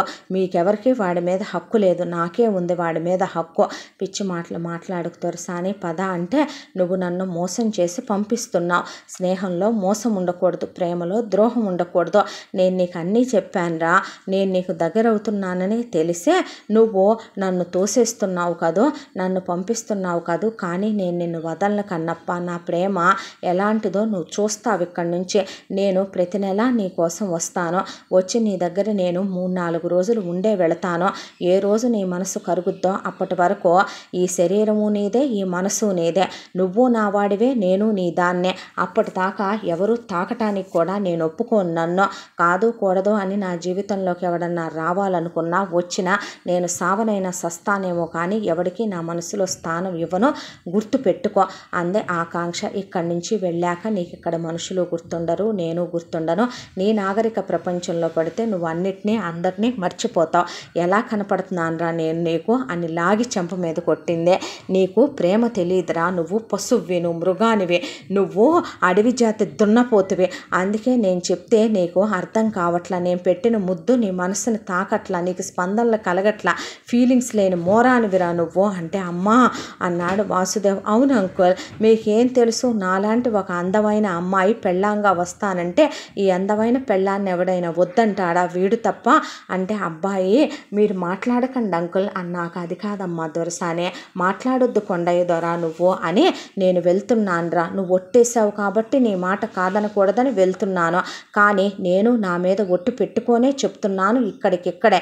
ఒకటి అయితే నీకు నాకు పెళ్ళే. ప్రతి నెల వచ్చి నీ దగ్గర 3 రోజులు ఉంటా. నీ మనసు కడిగిందాకా 6 నెలలు, సంవత్సరం, 2 ఏళ్ళు, 3 ఏళ్ళు, 10 ఏళ్ళు, 20 ఏళ్ళు సచ్చేంత వరకు, నీ మనసు కరిగేంత వరకు. కడగలేదనుకో ఇలాగే పోదాం, పర్వాలేదు. నీ స్నేహం కూడా నాకు ఇష్టమే, నువ్వు నన్ను రిజెక్ట్ చేయటం కూడా నాకు ఇష్టమే. అంతేకానే నేను నిన్ను వదిలిపెట్టి బతకలేను, ఉండను. వెళ్తున్నానని చెప్పట్లేదురా, వెళ్ళొస్తాను అని వస్తూ వస్తూ కూడా మళ్ళీ ముద్దు పెట్టుకొని, జాగ్రత్తగా ఉండరా, నేను నీ గుర్తు రానా, ఇగో చూడు నీ ఎన్ని సెల్ఫీలు తీసుకొని వెళ్తున్నానో, నీ గుర్తుగా ఎన్ని ఫోటోలు తీసుకున్నానో, మీ అందరినీ నేను మర్చిపోతాను అనుకుంటున్నారు కావాలా అని అక్కడి నుంచి ఇక లాయర్ గారు పదమ్మ అంటే కాడికి ఆయనతో పాటు కనుచూపు మేర కనపడే వరకు చూస్తూ వెళ్ళింది ఆకాంక్ష. అయితే కన్నప్ప భుజం మీద చెయ్యేసి, కొండయ్య దొర తప్పు చేశావేమోనయ్యా, చేసుకొని ఉండాల్సింది, ఎందుకురా అమ్మాయి గారిని అలా మాట్లాడావో, బాధ పెట్టి కన్నీళ్లతో పంపావో అన్నారు వాళ్ళంతా. మీకు నేను ఒక విషయం చెప్పనా, ఆమె దేవతలు మనతో కొంతకాలం ఉండటానికి అలా వస్తారంతే. వచ్చిన వాళ్ళు మనతో ఉండాలని మనం అనుకోకూడదంటే, మరి అలాంటప్పుడు ఎందుకురా నీ కళ్ళల్లోంచి నీళ్ళు వస్తున్నాయి అని అడిగారు అక్కడున్న మిగతా కొండజాతి అబ్బాయిలు. అడిగితే అడవి దొర ఏం మాట్లాడాలో అర్థం కాక కళ్ళు తుడుచుకొని వెళ్ళు అన్నాడు. అనేసరికి గుడిసెలోకి వెళ్ళాడు. అన్నీ ఆకాంక్ష జ్ఞాపకాలే. జలపాతం దగ్గరికి వెళ్ళాడు, జ్ఞాపకాలే. కొండెక్కాడు, జ్ఞాపకాలే. అసలు ఎక్కడ లేవని ఆకాంక్ష జ్ఞాపకాలు. దానికి తోడు రాత్రి పడుకుంటే అలవాటైపోయింది దగ్గర పడుకోవటం, గుండెల మీద పడుకోవటం, పదే పదే జ్ఞాపకం వస్తుంది. దానికి తోడు ఆ పెదవుల మీద పెట్టిన ముద్దు 3 సార్లు పెట్టింది ముద్దు, అదే గుర్తొస్తుంది. వయసుకు వచ్చిన మనిషే, దానికి తోడు ఫీలింగ్స్ లేవు నీకు, అది ఇది అని కొట్టిన చెంపదెబ్బ ఏమో కానీ మనసు మీద కొట్టినట్టు అనిపించింది. ఏది ఏమైనా నువ్వు బాగుండాలి దొరసాని, నేనెప్పుడూ నీకు తగిన వాడిని కాదు, నేనెప్పుడూ నీకు ఏ విధంగానూ కూడా నీ పక్కన నుంచోటానికి నాకు అర్హత లేదనే తనకు తాను ఎంత నచ్చ చెప్పుకుంటున్నా అన్నం తినబుద్ధి కావట్లా, నీళ్లు తాగబుద్ధి కావట్లా, నిద్ర పట్టట్లా, ఒకటే ఆలోచనలు అయిపోయినాయి. ఇక ఆకాంక్ష సిటీకి వచ్చింది. వాసుదేవ్ వెంట ఆస్తి మొత్తం పిల్లకి తిప్పి అప్పచెప్పేశాడు ఆయన. ఉద్యోగం ఎప్పుడో పోయింది కాబట్టి నాకు ఇంట్రెస్ట్ లేదులేండి అంకుల్ అని వెళ్ళి సర్టిఫికెట్స్ కలెక్ట్ చేసుకుని వచ్చేసింది. అక్కడి నుంచి ఆకాంక్ష ఇల్లంతా క్లీన్ చేయించి ఇక కాస్త రెనోవేషన్ వర్క్స్ అయి ఉంటే కట్టెన్లు గిట్టెన్లు మొత్తం తీసేయించి ఇక ఇల్లంతా కొత్తగా మార్చేసుకొని ఆయనే ఇంటి ముందు ఒక సెక్యూరిటీ గార్డ్ని పెట్టి ఇంట్లో 24 గంటలు ఉండేలా వయసు మరలిన ఆయనకి తెలిసిన అన్ని విధాల క్వాలిటీ చెక్స్ చేసిన ఒక పని ఆవిడనే తోడుగా ఉంచాడు. ఆకాంక్షకే ఇక్కడికి వచ్చిందన్న మాటే తప్ప మనసులో లేదో 24 గంటలు కన్నప్ప జ్ఞాపకాలే పిచ్చి పట్టినట్టు అయిపోతుంది. ఏడుస్తుంది, నవ్వుతుంది, ఇక తిండి తింటల్లా, నీళ్లు తాగట్లా, పిచ్చిదానిలా తయారైందే, దేని మీద మనసు పెట్టట్లా. లాయర్ గారు వచ్చినా ఆయన చెప్పేది అసలు బుర్రకెక్కట్లా. ఆయన అదెలా అమ్మా ఇదెలా అమ్మా అంటే ఆ అంకుల్ అంటుంది తప్ప ఏది తలకెక్కట్లా. ఆయన అవన్నీ గమనిస్తూనే ఉన్నాడు. మనిషికి మార్పు అవసరం, మనిషికి మరుపు అవసరం. కానీ పిల్ల ఇలాగే ఉంటే చేతికి దక్కేలా లేదో. ఏ సైకియాట్రిస్ట్ ట్రీట్మెంట్లో అవసరమయ్యేలా ఉన్నాయి. తనలో తనే నవ్వుకుంటుంది, ఏడుస్తుంది. ఏంటా అని ఆయన కంగారేసిందే. వెళ్ళి కన్నప్ప తను దిగిన ఫోటోలు పెద్ద నిలువెత్తు ఫోటోలు చేయించుకొచ్చి ఇల్లంతా ఆ ఫోటో గ్యాలరీలో నింపినట్టు నింపేసిందే. ఇక పడుకునే బెడ్షీట్ మీద కూడా కన్నప్ప ప్రింట్ వేయించుకొచ్చేసిందే. ఆయనకేమో పిచ్చి పట్టేస్తుంది ఒకవైపు నుంచి చూస్తే. ఈలోపు నెల అవనే అయ్యిందే. 27 రోజులు అంకుల్ ఈ రోజుకి నేను వచ్చి వెళ్తున్నాను వాడి దగ్గరికి అని ఈలోపు కారు కొనుక్కుంది తను. ఆ కారు వేసుకొని వెళ్తే రాదేమో అనుకున్నాడు, మర్చిపోయిందేమో అనుకున్నాడు. రోజులు బొగ్గు ముక్క పెట్టి గీసుకుంటా కూర్చున్నాడు. ఆకాంక్ష వెళ్ళిన దగ్గర నుంచే కరెక్ట్గా 27 రోజులు. కన్నప్ప అనుకుంటూ పరిగెత్తుకుంటూ వెళ్ళింది గుడిసెలోకి. వెళ్ళి గట్టిగా కౌగిలించుకొని ముద్దు పెట్టేసిందే. దొరసాని పిచ్చి పనులు చేయొద్దన్నానా నిన్ను అంటే ఏమీ ఇవి పిచ్చి పనులు కాదులేరా అన్న తర్వాత ఏంటి బొగ్గు ముక్క పెట్టి 27 గీతలు గీసావు అని అడిగితే ఏమీలే ఊరికే నువ్వు వెళ్ళి ఎన్ని రోజులు అయిందా అని గుర్తుగా ఉండాలని అంతేనా అంది. అంతేలే అన్నాడు. అన్నాక ఎలా ఉన్నావు అన్నాడు. ఇదిగో ఇలా ఉన్నాను, నువ్వే గుర్తొస్తున్నావురా, నిన్ను వదిలి ఉండలేకపోతున్నానురా, అన్నం సహించట్లేదురా, నిద్ర రావట్లేదురా, నువ్వు పదే గుర్తొస్తున్నావురా, ఇదిగోరా ఇల్లంతా ఇలా నీ ఫోటోలు నింపేసుకున్నాను అని అన్ని వీడియోల్లో చూపించింది. వచ్చేటప్పుడు అక్కడున్న పిల్లలకి చాక్లెట్లు, అక్కడున్న మిగతా వాళ్ళకి అవి ఇవి కారు నిండా నింపుకొని తెచ్చిందే. కన్నప్పకైతే ప్రత్యేకంగా అక్కడ దొరికే స్వీట్స్ అవి ఇవి తీసుకొస్తే ఎందుకు దొరసాని ఇవన్నీ అంటే ఎందుకేంటి తినటానికి రప్పించోడా తిను అని చెప్పి ఇక అక్కడ కూర్చొని ఆ 3 రోజులు కన్నప్పతో ఎలా గడిపిందో మళ్ళీ తిరిగి వెళ్ళిపోయిన రోజులు తిరిగి వచ్చినట్టుగా అనిపించింది. కన్నప్పకు కూడా టైం తెలియలా, ఏదో పండగ వచ్చినట్టు అనిపించింది. ఆకాంక్ష రాగానే 3 రోజులు అయిపోగానే అయిపోయింది అనుకుంటాగా 3 రోజులు వెళ్ళాలేమో కదూ దొరసాని అనేసరికి నీ మనసు మారదారా, రాయివిరా నువ్వు బండరాయి, మళ్ళీ వస్తా నెక్స్ట్ మంత్, వదిలేసాను అనుకుంటున్నావేమో నిన్ను, చెప్పానుగా వనదేవత మీద ఆనా అని. వెళ్ళి ఆవిడికి దండం పెట్టుకొని మా పెళ్ళి చెయ్యమ్మా నీకు గుడి కట్టిస్తాను అని ఆవిడ్ని కౌగిలించుకొని ముద్దు పెట్టుకొని బాయ్ అని చెప్పి మళ్ళీ బయలుదేరి సిటీకి వచ్చింది. కన్నప్ప కళ్ళల్లో నీళ్ళు. ఈసారి వచ్చినప్పుడు జ్ఞాపకంగా ఉంటుందని వాళ్ళిద్దరిది ఓ ఫోటో చేయించుకొచ్చి కన్నప్ప గుడిసెలో పెట్టి మరీ వెళ్ళింది. ఆ ఫోటో చూసుకొని పొగిలి ఏడ్చాడు. కళ్ళల్లో నీళ్ళు ఆగట్లేదు, ఎంత ఆపుకుంటున్నా కూడా. నువ్వు ఎందుకు వచ్చావో నా జీవితంలోకే, మళ్ళీ దేవుడు ఎందుకు నిన్ను నాకు దూరం చేసి ఇలా బాధ పెడుతున్నాడో దొరసానే అని బాధపడితే అంత బాధపడే బదులు ఆ అమ్మిని నువ్వు పెళ్లి చేసుకోవచ్చు కదయ్యా, చేసుకొని కొన్నాళ్ళు ఇక్కడ కొన్నాళ్ళు అక్కడ ఉండండిరా, పోనీ ఇక్కడే ఉండిపోండి, పోనీ నువ్వు అక్కడికి వెళ్ళయ్యా. వద్దు, నేను ఆ మోసపూరితమైన ప్రపంచంలో నేనుండలేను, తను ఇక్కడికి వచ్చే మనలాంటి నాగరికత లేని మనుషుల మధ్య తను ఉండలేదు. చూడు తను ఎలా ఉందో, దేవతలాగా ఉంది. తనేంటి, తన బట్టలేంటి, తన మాటలేంటి, తన చదువేంటి, తన సంస్కారం ఏంటి, తన నాగరికత ఏంటి, మనమేంటి. తప్పు అలా ఆలోచించకూడదు అంటే వాళ్ళకి పిచ్చెక్కిపోతుంది. ఒకవైపున అక్కడ తిరిగి వచ్చిన తర్వాత ఇక్కడ ఆకాంక్షను చూసి వాసుదేవ్ గారికి బుర్ర పని చేయట్లేదు. దాంతో ఆయన ఒక డెసిషన్ తీసుకుని ఆకాంక్షను కలవటానికని వచ్చి నీతో మాట్లాడాలి తల్లి అన్నాడు. చెప్పండి అంకుల్ అంటే, నువ్వు కాసేపు కన్నప్ప ఎక్కడికి వెళ్ళడు కానీ కన్నప్పను పక్కన పెట్టి సీరియస్గా నేను చెప్పేది వినొకసారి అంటే, చెప్పండి అంకుల్ అందే. నువ్వు MBA ఫినాన్స్ చేసావు కదూ అంటే, అవును అంకుల్ అన్న తర్వాత, నీకు నేను ఒక విషయం చెప్తాను విను అన్నాడు ఆయన. చెప్పండి అంది. నువ్వు ఇలాగే ఆలోచించుకుంటూ కన్నప్ప గురించి పిచ్చిదానిలా తయారవటం ఎంతవరకు కరెక్ట్ చెప్పు. నీకోసమని మీ నానమ్మ తాతయ్య అమ్మమ్మ తాతయ్య కన్న కలలు ఇవేనా? మీ అమ్మ తన ప్రాణం త్యాగం చేసి నిన్ను బ్రతికించింది ఇందుకోసమేనా? నువ్వు కన్నప్పని ప్రేమించొద్దని పెళ్లి చేసుకోవద్దని అననమ్మా. మీ ఇద్దరూ బాగుంటే చూడాలనుకున్న మొదటి వ్యక్తిని నేనే. ఈ వయసు ఎలాంటిదో తెలుసా? పంతాలకు పోయి మూర్ఖత్వాలకు పోయి పెంకితనంతో మొండితనంతో ఏదో ఒక తొందరపాటు నిర్ణయాలు తీసేసుకుంటారు. ఆలోచనలు లేకుండా. ఖాళీగా ఉన్న బుర్ర పిశాచాల కోట లాంటిది అంటారు. ఇదివరకే కాస్త ఉద్యోగానికి వెళ్ళొచ్చేదానివే, ఇప్పుడు పొద్దస్తమానం నీకు కన్నప్ప ఆలోచనలే అయిపోతున్నాయి. కాస్త నువ్వేదో జీతం కోసం పనిచేయాలనో లేకపోతే నీకు అతిగతి లేదనో కాదో. మా నాన్నగారి దగ్గరికి వెళితే ఆయనతో నేను మాట్లాడాను. మా నాన్నగారు నేను నిన్ను తీసుకెళ్ళి ఆయనకు అప్పగించి పరిచయం చేస్తాను. MBA చదివిన ఫినాన్స్ వచ్చిన ఒకళ్ళ కోసం జాబ్ కోసమని ఆయన వెతుకుతున్నారు. నువ్వు వెళ్ళి ఆయన నిన్ను ఒక చోట అపాయింట్ చేయిస్తారు. ఆయన ఒకళ్ళకి ఫ్యామిలీ లాయర్గా వర్క్ చేస్తున్నారు.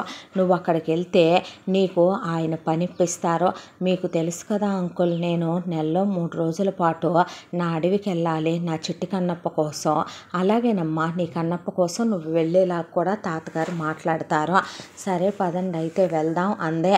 అన్న తర్వాత ఆయన వెంట తీసుకెళ్ళి వాళ్ళ నాన్నగారి జయదేవికే, నాన్నగారు అంటే, ఏంటయ్యా నేను చెప్పాను కదా ఆకాంక్ష అని. రా తల్లి. అబ్బో, మహాలక్ష్మి కళ ఉట్టి పడుతోంది మొహం మీద. నిజమా తాతగారు అనేసరికి, మీరు మాట్లాడండి నాన్న, నాకు కొంచెం పని ఉంది కోర్టులో వెళతానని ఆయన వెళ్ళాడు. వెళ్ళిన తర్వాత, రా తల్లి నిన్ను నేను ఒక చోటికి తీసుకెళ్తాను అంటే, ఇంతకీ వెళ్ళే చోటు గురించి చెప్పకుండానే తీసుకెళ్తారా తాతగారు అని అడిగితే, నేను చాలా పెద్ద జమీందారు గారికి ఫ్యామిలీ లాయర్గా వర్క్ చేసేవాడినమ్మా. ఆయనకి 2 కొడుకులు.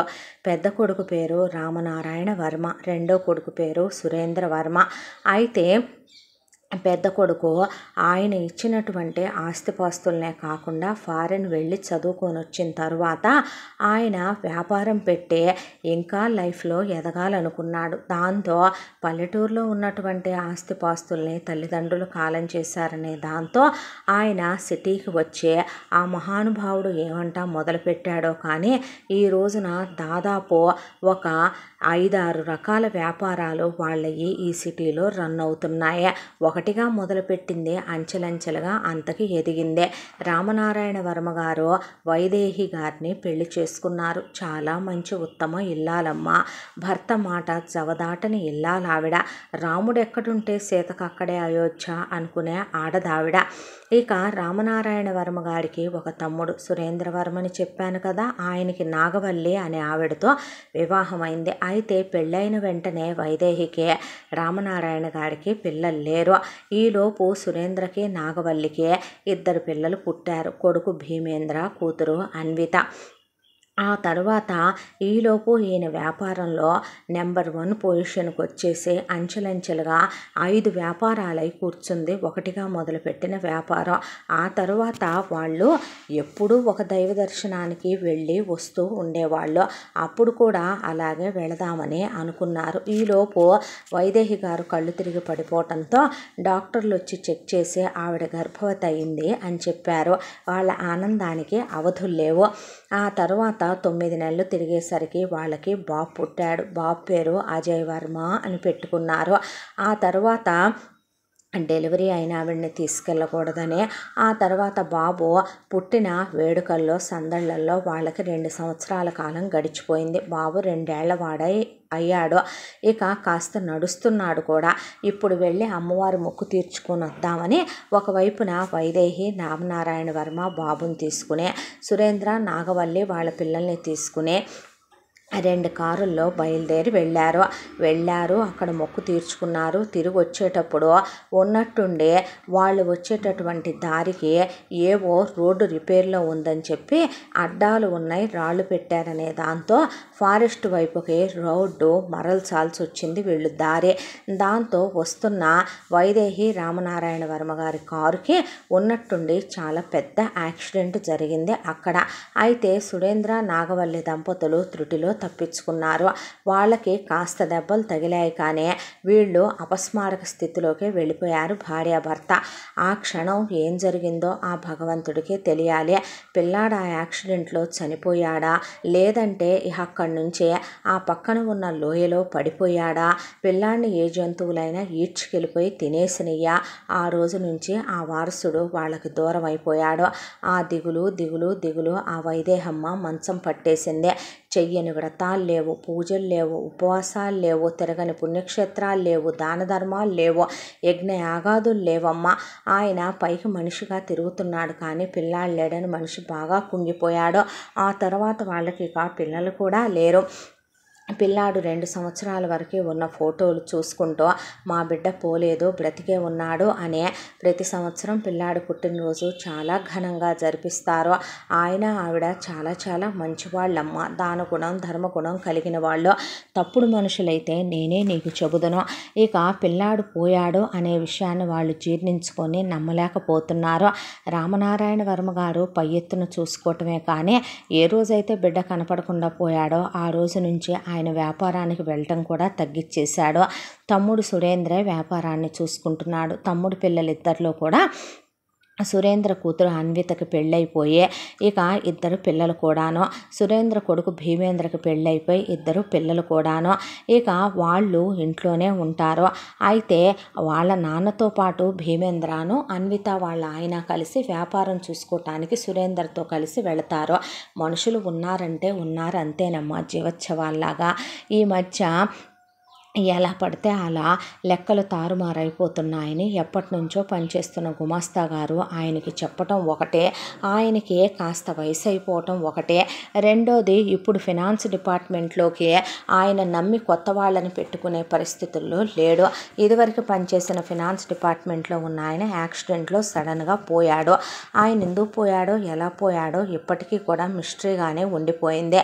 దాంతో నువ్వైతే వాసుదేవ్ నాతో అన్నాడు, నువ్వు ఇంజనీరింగ్ చేసి MBA చేసావని. దాంతో కాస్త నువ్వైతే నమ్మకమైన పిల్లవి, నువ్వు దగ్గరుండి లెక్కాడొక్కా చూసుకుంటావని రమ్మన్నానమ్మా. నువ్వు ఇంట్లో ఉంటే రామనారాయణ గారితో ఎటు వెళ్తే చాలు తల్లి, నువ్వు ఆయన సొంత కూతురులా చూసుకుంటాడు నిన్నని చెప్పాడు జయదేవ్. ఆ మాటకి నెలలో 3 రోజులు నేను అడవికి వెళ్ళాలి తాతగారు అంటే, దేనికమ్మా అన్నాడు ఆయన. అయితే ఇక చిన్నప్పుడు తన అమ్మమ్మ తాతయ్య నానమ్మ తాతయ్య దగ్గర మొదలుపెట్టే వాళ్ళ అమ్మ కళాధర్, పంకజవల్లి, సుదర్శన్, మధ్యలో కన్న అడవి, ఆ తర్వాత లవ్వు, లిప్ లాకులు, కిస్సులు, ముద్దులు, ఆ తర్వాత ఇలా వాడితో ఛాలెంజ్ చేసి వచ్చాను తాతయ్య, నెలలో 3 రోజులు వెళ్ళాలి, ఒప్పుకుంటాడులేమ్మా అబ్బాయి అంటే. ఒప్పుకోవాలి తాతయ్య, ఒప్పుకోకపోతే నేను వాడిని వదిలేస్తాను అనుకుంటున్నావా? నా గురించి వాడికి ఇంకా తెలియదు. వాడు శివుడి కోసం కళ్ళు పీకిచ్చిన కన్నప్ప పేరు పెట్టుకుంటే నేను వాడి కోసం వాడి ప్రాణాలే పిక్కొచ్చేసుకుంటా. నా సంగతి నీకు బాగా తెలియదు తాతయ్య అంటే, మరి నా 3 రోజుల సెలవు నాకు ఇవ్వాలి అని అడిగింది. అలాగే లేమ్మా, నేను మాట్లాడతాను రామనారాయణ వర్మ గారితో, పద వెళదామని ఆయన వెంట పెట్టుకొని తీసుకెళ్ళాడు ఆకాంక్షనే. అమ్మ బాబోయ్, ఎంత పెద్ద ఇల్లు తాత అంది ఆకాంక్ష. అవునమ్మా, ఇది పెద్ద ప్యాలెస్ అంటే. ఏంటి ప్యాలెస్ పేరు అంటే, అజయ్ వర్మ ప్యాలెస్ అమ్మా. అమ్మ బాబోయ్, ఎంత పెద్దగా ఉందో అని లోపలికి వెళ్ళేసరికి లాయర్ గారికి సెక్యూరిటీలు అందరూ కూడా ఆయనకి శాల్యూట్ చేశారు.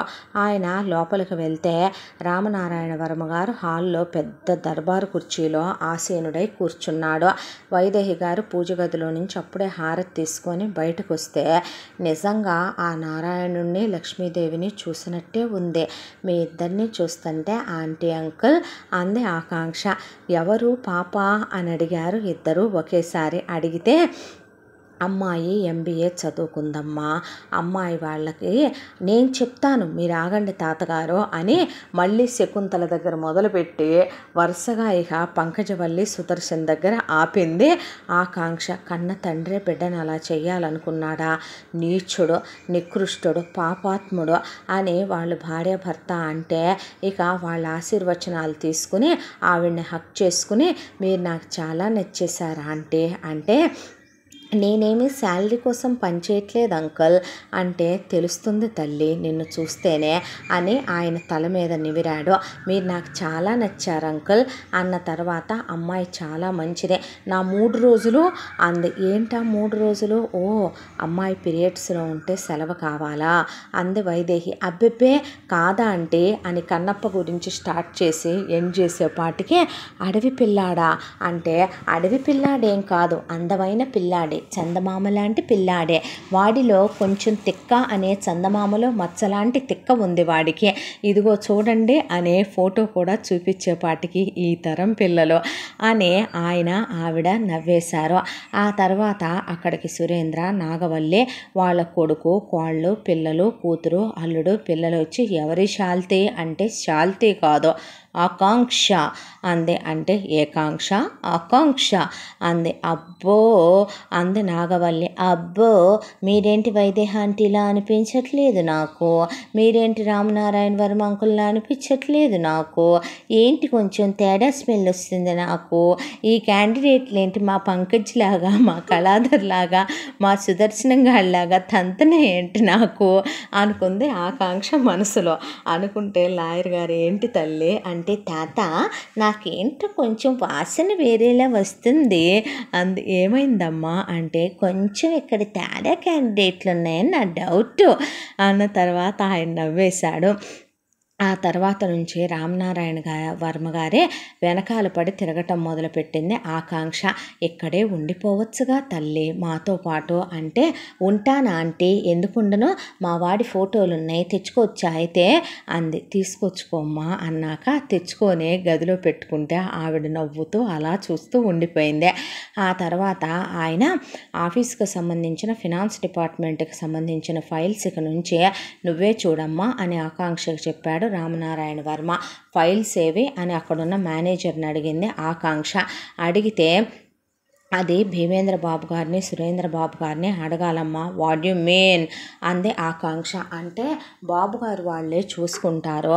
వాళ్ళు చూసుకోవటం ఏంటి, అంతకుముందు ఫినాన్స్ డిపార్ట్మెంట్లో వర్క్ చేసిన ఆయన పోయారమ్మా. అంటే ఆయన పోయేంత వరకు ఆయనే కదా చూసుకున్నారు, ఇప్పుడు నన్ను చూసుకోమన్నారు అంకుల్. ఏంటి నువ్వు చూసుకునేది, మేము ఉన్నావులే చూసుకోవటానికి. అదేంటి అలా మాట్లాడతారు, నన్ను అపాయింట్ చేసింది అందుకైతే నా డ్యూటీ నన్ను చేయనివ్వకుండా మీ వెదవ గొడవ ఏంటి అంది ఆకాంక్ష.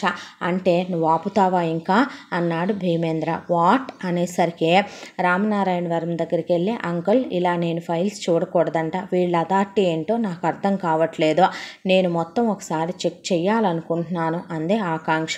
అంటే ఆ మాటకి ఏమైందిరా అంటే ఏమీ లేదన్నయ్య, మన ఫినాన్స్ డిపార్ట్మెంట్ ఆయన పోయాక ఎలా పడితే అలా ఉన్నాయిగా లెక్కలు, ఒకసారి అన్నీ క్లారిటీగా చూశాక అప్పగిద్దామని, అదేదో తనకిస్తే తనే క్లియరెన్స్కి తీసుకొస్తుంది కదా అన్నాక ఎందుకు ప్రతిదాన్ని పెద్ద చేసుకుంటారు అంది వైదేహి. అన్న తర్వాత ఏం మాట్లాడలేదు. ఇహ ఆకాంక్ష ఫైల్స్ మొత్తం ముందేసుకొని పగలు రాత్రి అనక కూర్చొని ఇక నెలకి ఒకసారి 3 రోజులు కన్నప్ప దగ్గరికి వెళ్ళొస్తూ నువ్వు మారవారా, నువ్వు మారకలే, ఇలాగే ఉండలే, నీ పేరు టాటూ కూడా వేయించుకున్నాను తెలుసా, నీ ఫోటో కూడా టాటూ వేయించుకున్నానని చూపించొచ్చింది కన్నప్పకే. షో దొరసాని అంటే నువ్వు ఇలాగే ఉండో, నేను ఇలాగే పోతాను, అప్పుడు పడే ఎడుద్దుగా నా మీద, ఏం పిచ్చి మాటలు అంటే ఒకవైపున అడవి జాతి వాళ్ళంతా నువ్వు ఆకాంక్షను పెళ్లి చేసుకో చేసుకో చేసుకో చేసుకో చేసుకో అని అటు కన్నప్పని ఒత్తిడి చేస్తున్నారు. ఇటు ఆకాంక్ష వచ్చి మొత్తం అన్నీ టాలీ చేస్తే రామనారాయణ వరంతో ఎకాయికైనా ఒక 25 కోట్లు వచ్చింది అంకుల్ తేడా అని చెప్తే వాట్ అన్నాడు ఆయన. లాయర్ గారు కూడా ఉలిక్కి పడ్డాడు జయదేవ్ గారు. ఏంటమ్మా అంటే అవును తాత తర్వాత ఇందులో చూశారు కదా, అంతకుముందు ఫినాన్స్ డిపార్ట్మెంట్లో ఉన్న ఆయన వెళ్ళకముందే 15 కోట్ల రూపాయలు తేడా ఉన్నాయి లెక్కలో. ఆయన వెళ్ళిన దగ్గర నుంచి 10 CR మిస్ అయ్యాయి అంకుల్. ఇవి ఏం లెక్కలో ఏంటో నాకేం అర్థం కావటం లేదంటే ఏంట్రా ఇదే అని అడిగాడు ఆయన సురేంద్రనే. పోయిన ఫినాన్స్ డిపార్ట్మెంట్ వాడు తేడా వెధవ కదా పెదనాన్న, వాడేమైనా కాజేశాడేమో, నోరు ముయ్యరా పనికి మాల వెధవ. డబ్బులు పోయినాయి అన్నా కూడా నేను బాధపడను, కానీ నీతి నిజాయితీ న్యాయంగా ఉండే వ్యక్తుల మీద వాళ్ళు చనిపోయాకైనా సరే నిందలు వేస్తే నాలో మరో మనిషిని చూస్తావు నువ్వు. వదిలే తల్లి, పోయినవి ఎటు మనవి కాదు, ఉన్నాయి మాత్రమే మన. ఇహ నుంచి మాత్రం జాగ్రత్తగా చూసుకోమ్మా. ఇహ నుంచి ఇంటి ఖర్చుల దగ్గర నుంచి ప్రతి దానికి లెక్కర ఉండాలి ఖచ్చితంగా, రాసే తల్లి అని చెప్పాడు ఆయన. ఆ రోజు నుంచి ఒకవైపున సురేంద్ర, నాగవల్లి, భీమేంద్ర, అన్విత వాళ్ళకి ప్రతి రూపాయి లెక్కలు అడగటం మొదలుపెట్టింది ఆకాంక్ష. ఎందుకు చెప్పాలి నీకు, మాకు 5 లక్షలు కావాలి, షాపింగ్కి వెళ్ళాలి. సారీ, మీకు అంత లేదండి, సంవత్సరానికి ఒక్కొక్కళ్ళకి 1,00,000 రూపాయలు షాపింగ్కి అలాట్మెంట్ ఇచ్చిందే, మీరు అంత కావాలంటే కుదరదు. ఏం పిచ్చగా ఉందా? అవునండి, సురేంద్ర గారికి నెలకి 2 లక్షల శాలరీ, మీరు తీసుకుని మీ హస్బెండ్ దాంట్లో నుంచి ఖర్చు పెట్టుకోండి. మీ అల్లుడికి అంతే ఇస్తున్నాం, మీ అబ్బాయికి అంతే ఇస్తున్నాం, లేడీస్కి విడిగా ఇమ్మనమని నాకేం చెప్పలేదండి అన్న తర్వాత కావాలంటే అంకుల్ని అడుగుదాం పదండి, అక్కర్లేదులే అనే వాళ్ళు కారాలు మిరియాలు నూరటం మొదలుపెట్టారు ఆకాంక్ష మీద. అలా ఆకాంక్ష వచ్చే 6 నెలలు. ఆ 6 నెలల్లో వైదేహికి ఒక కూతుర్లా, రామనారాయణకు ఒక కూతుర్లా కలిసిపోయింది పిల్లని. ఆ అమ్మాయి లేకపోతే ఆ 3 రోజులు వాళ్ళకేదో పోయినట్టే ఉండేది నెలలో. ఒకవైపున కన్నప్పకి ఇక ఉండలేకపోతున్నాడు ఆకాంక్షను వదిలే. ఆకాంక్ష లేని 27 రోజులు నరకంగా చిత్రవదలాగా ఉంటుంది. దాంతో ఒకరోజు ఆకాంక్ష వెళ్ళి ఎప్పట్లాగానే కౌగిలించుకుంటే వచ్చేసేటప్పుడు తను కూడా గట్టిగా వీపు మీద చేతులేసి కౌగిలించుకున్నాడు. నా రాయి కరుగుతుంది అనుకున్న తర్వాత మళ్ళీ ఎప్పుడు వస్తావు అని అడిగితే మళ్ళీ నెలకొస్తాను, ఈసారి నువ్వు వచ్చేసరికి నీకు మాట చెప్పాలి అన్నాడు. అంటే ఈసారి నన్ను ఉండమని చెప్తాడేమో దేవుడా అనుకొని ఇక దండాలు పెట్టి వెళ్తే, కొండయ్య దొర ఏం ఆలోచించావు కన్నప్ప అంటే, పెళ్ళి చేసుకుంటాను దొర అన్నాడు. నచ్చిందా అమ్మాయి ఇప్పటికి నమ్మకం కలిగిందా అంటే, నచ్చటం కాదు నమ్మకం కాదు, నిజంగానే తను లేకపోతే నేను బ్రతకలేనేమో, ఊపిరాగిపోద్దేమో అనిపిస్తుంది. తనే అందగా కొన్నాళ్ళు ఇక్కడ కొన్నాళ్ళు అక్కడ అనే అలా బాగానే ఉంటుందిగా, తను ఈసారి వచ్చినప్పుడు చెప్పేస్తాను, మరి ఇప్పుడే ఎందుకు చెప్పలేదురా అన్నారు వాళ్ళంతా. ఏమో తనకి ఇలా చెప్పాలనిపించలేదు, ఈసారి వచ్చినప్పుడు చెప్తానులే, అప్పుడైతే పౌర్ణమి కూడా వస్తుంది, పౌర్ణమి అంటే చాలా ఇష్టం అమ్మాయి గారికి, ఆ రోజు చెప్తానన్నాడు కన్నప్ప. వాళ్ళంతా నవ్వేశారు. ఆ నెల రోజులు కూడా ఆకాంక్ష ఫోటో చూస్తూ బ్రతికేస్తానని చెప్పాడు వాళ్ళతో. ఇక ఆకాంక్ష తిరిగి వచ్చేసరికి ఇల్లంతా హడావిడిగా ఉంది. ఏంటంటే అంటే, మా బాబు పుట్టినరోజు రాబోతోందమ్మా అని చెప్తే, అవునా అన్న తర్వాత ఇల్లంతా 2 ఏళ్ల పిల్లాడి ఫోటోలు పెట్టున్నాయి. ఆ ఫోటోలన్నీ ఆకాంక్ష వచ్చింది దగ్గర నుంచి చూస్తూనే ఉంది. ఆ తర్వాత వైదేహి తల్లి కొంచెం ఇట్రా అని పిలిస్తే వెళ్ళిన తర్వాత ఇక పైనున్న ఆల్బములు తీయమ్మా అని తీయించి ఆల్బములు తీస్తే, ఆంటీ ఏంటివి అని అడిగింది ఆకాంక్ష. ఇవి నా చిన్నారి బాబు పుట్టిన దగ్గర నుంచి వాడు మా కన్ను కప్పి ఆ భగవంతుడు వాడిని మా నుంచి దూరం చేసేదాకా తీయించిన ఫోటోలమ్మా అని ఆ ఫోటోలు చూసి కన్నీళ్లు పెట్టుకుంది. రామనారాయణ వర్మ ఇప్పుడు పిల్లాడు ఎంత ఉండుంటాడు అని వాళ్ళు వయసు కూడా లెక్కేసుకొని 26వ సంవత్సరం వస్తోంది, ఇప్పటికి బాబుకే పెద్ద అయిపోయి ఉంటాడు కదో అని అనుకుంటూనే పిల్లాడి వస్తువులన్నీ తీసి అక్కడ పెడితే, చాలా బాగున్నాయి అంకుల్ అంటేను, ఇది చాలా ప్రీషియస్ డైమండ్ అమ్మా, ఇది మా 7 తరాల నుంచి వస్తుంది, ఈ ఇంటికి పెద్ద మనవడు ఎవరో వారసుడుగా వాళ్ళు వేసుకోవాలి దీన్నే, అలాగే ఈ రింగ్ ఉంది చూసావా, ఇది మా మునిముత్తాతల కాలం నుంచి వస్తున్న చాలా ఖరీదైన డైమండ్ రింగు అని ఆయన అక్కడే ఉన్న గోల్డ్ కంకణాలు అవన్నీ కూడా చూపించాడు ఆకాంక్షకే. ఆ తర్వాత ఆకాంక్ష, ఆంటీ నేను చూడొచ్చా మీ అబ్బాయి ఫోటోలు అని అడిగితే, చూడమ్మా అన్న తర్వాత ఆవిడ బట్టలు లేకుండా స్నానం చేయించుతున్న ఫోటో చూసిన ఆకాంక్షకే ఒక్కసారిగా ఉలిక్కి పడింది. చూస్తే ఆ చిన్నబాబు వీపు మీద పెద్ద పుట్టుమచ్చ, అలాగే తొడ మీద ఒక పెద్ద పుట్టుమచ్చ. ఆ రోజు కన్నప్ప స్నానం చేసేటప్పుడు దొంగచాటుగా సరదాగా తను చూసినప్పుడు చాలా పెద్దగా ఉన్న పుట్టుమచ్చ, వీపు మీద ఉన్న పుట్టుమచ్చ. దాంతోపాటు పుట్టుమచ్చలు కలిసినాయి అంటే వేరే విషయం. కన్నప్ప ఫోటో పక్కన పెట్టుకొని బాబు ఫోటో పక్కన పెట్టుకొని రెండింటినీ సిమిలర్గా చెక్ చేస్తే పోలికలు రెండు ఒకేలా ఉన్నాయి. దానికి తోడు ఇక ఆ 2 ఫోటోల్ని చేతిలోకి తీసుకొని ముందు ఆల్బంలో ఫోటోలన్నీ ఫోన్లోకి గబా క్యాప్చర్ చేసిన తర్వాత ఈలోపు వాళ్ళు పుట్టినరోజు చేయటం, అన్ని సంవత్సరాలుగా దూరం అయిపోయిన కొడుక్కి ప్రతి సంవత్సరం వాళ్ళు ప్రతి పుట్టినరోజుకి బట్టలు కొనటం, అలాగే ఈ సంవత్సరం కూడా కొనటం, అందరికీ కానుకలు ఇవ్వటం, అందరికీ బోనస్లు అలాట్మెంట్ చేయటం. ఇక అవన్నీ చూసినటువంటి ఆ అమ్మాయి మనసుకి తనేనేమో వీళ్ళ కొడుకు ఎందుకు కాకూడదు అనిపించిన తర్వాత ఇంకో అనుమానం కూడా వచ్చింది. అసలు తనెలా మిస్ అయ్యాడు, తనెలా అడవికి వెళ్ళాడు, ఏం జరిగింది ఆ యాక్సిడెంట్ రోజు, ఏది ఏమైనప్పటికీ కూడాను ముందు ఒక్కో ప్రాబ్లంకి కంక్లూషన్ వెతకాలి అని ముందు చాలా బాగా స్కెచ్ వేసే ఒక స్కెచ్ ఆర్టిస్టును పట్టుకుంది. నానా తిప్పలు పడే ఆకాంక్ష వాడి దగ్గరికి వెళ్ళి తన చిన్నప్పటి ఫోటో ఇచ్చి ఈ పాప పెద్ద అయిన తర్వాత ఎలా ఉంటుందో నువ్వు స్కెచ్ గీసివ్వు అన్న తర్వాత అలాగే అన్న తర్వాత గీసిచ్చాడు. గీసిస్తే అది తన ఫోటోనే. తర్వాత నేను ఇప్పుడు ఇలా ఉన్నాను కదా, నేను చిన్నప్పుడు ఎలా ఉన్నాను అన్న తర్వాత గీసిచ్చాడు. అది కరెక్ట్గానే వచ్చింది. దాంతో బాబు అజయ్ వర్మ ఫోటోనిచ్చి వాడికి ఇప్పుడు ఇతను పెద్ద అయిన తర్వాత ఎలా ఉన్నాడో అని అడిగితే గీస్తే కన్నప్ప ఫోటో వచ్చేసిందే. ఇదే అతను చిన్నప్పుడు ఎలా ఉన్నాడో ఆ చిన్న బాబు అజయ్ వర్మ ఫోటో వచ్చేసిందే కన్ఫామ్.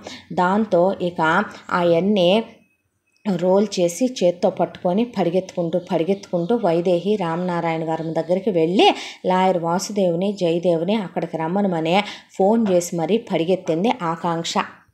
ఏంటమ్మా మమ్మల్ని రమ్మని ఫోన్ చేశావు అంటే, అంకుల్ తాత మీకో విషయం చెప్పాలి రండి అన్నాక Vaidehi aunty uncle Ramanarayana uncle అంటే, ఏంటమ్మా మీ అబ్బాయి చనిపోలేదు, మీ అబ్బాయి బ్రతికే ఉన్నాడు, నా కన్నప్పే మీ అబ్బాయి అంటే, ఏంటే పిచ్చిగా వాగుతున్నావు అన్నాడు సురేంద్ర. ఏంటి పిచ్చిగా వాగేదే అంకుల్, వీడిని చూడండి, ఇతను స్కెచెస్ గీస్తాడు, నేను చిన్నప్పుడు ఎలా ఉన్నానో ఇప్పుడు ఎలా ఉన్నానో, ఇప్పుడు ఎలా ఉండి చిన్నప్పుడు ఎలా ఉన్నానో మార్చి గీశాడు చూసారా. అలాగే ఆంటీ దగ్గర ఉన్న ఫోటో తీసుకెళ్ళి నేను గీయమంటే నా కన్నప్ప ఫోటో వచ్చింది, కన్నప్ప ఫోటో గీయమంటే మీ అబ్బాయి చిన్నప్పటి ఫోటో వచ్చింది. నాటకాలేకే ఎంత పెట్టుకున్నావు వీడినే.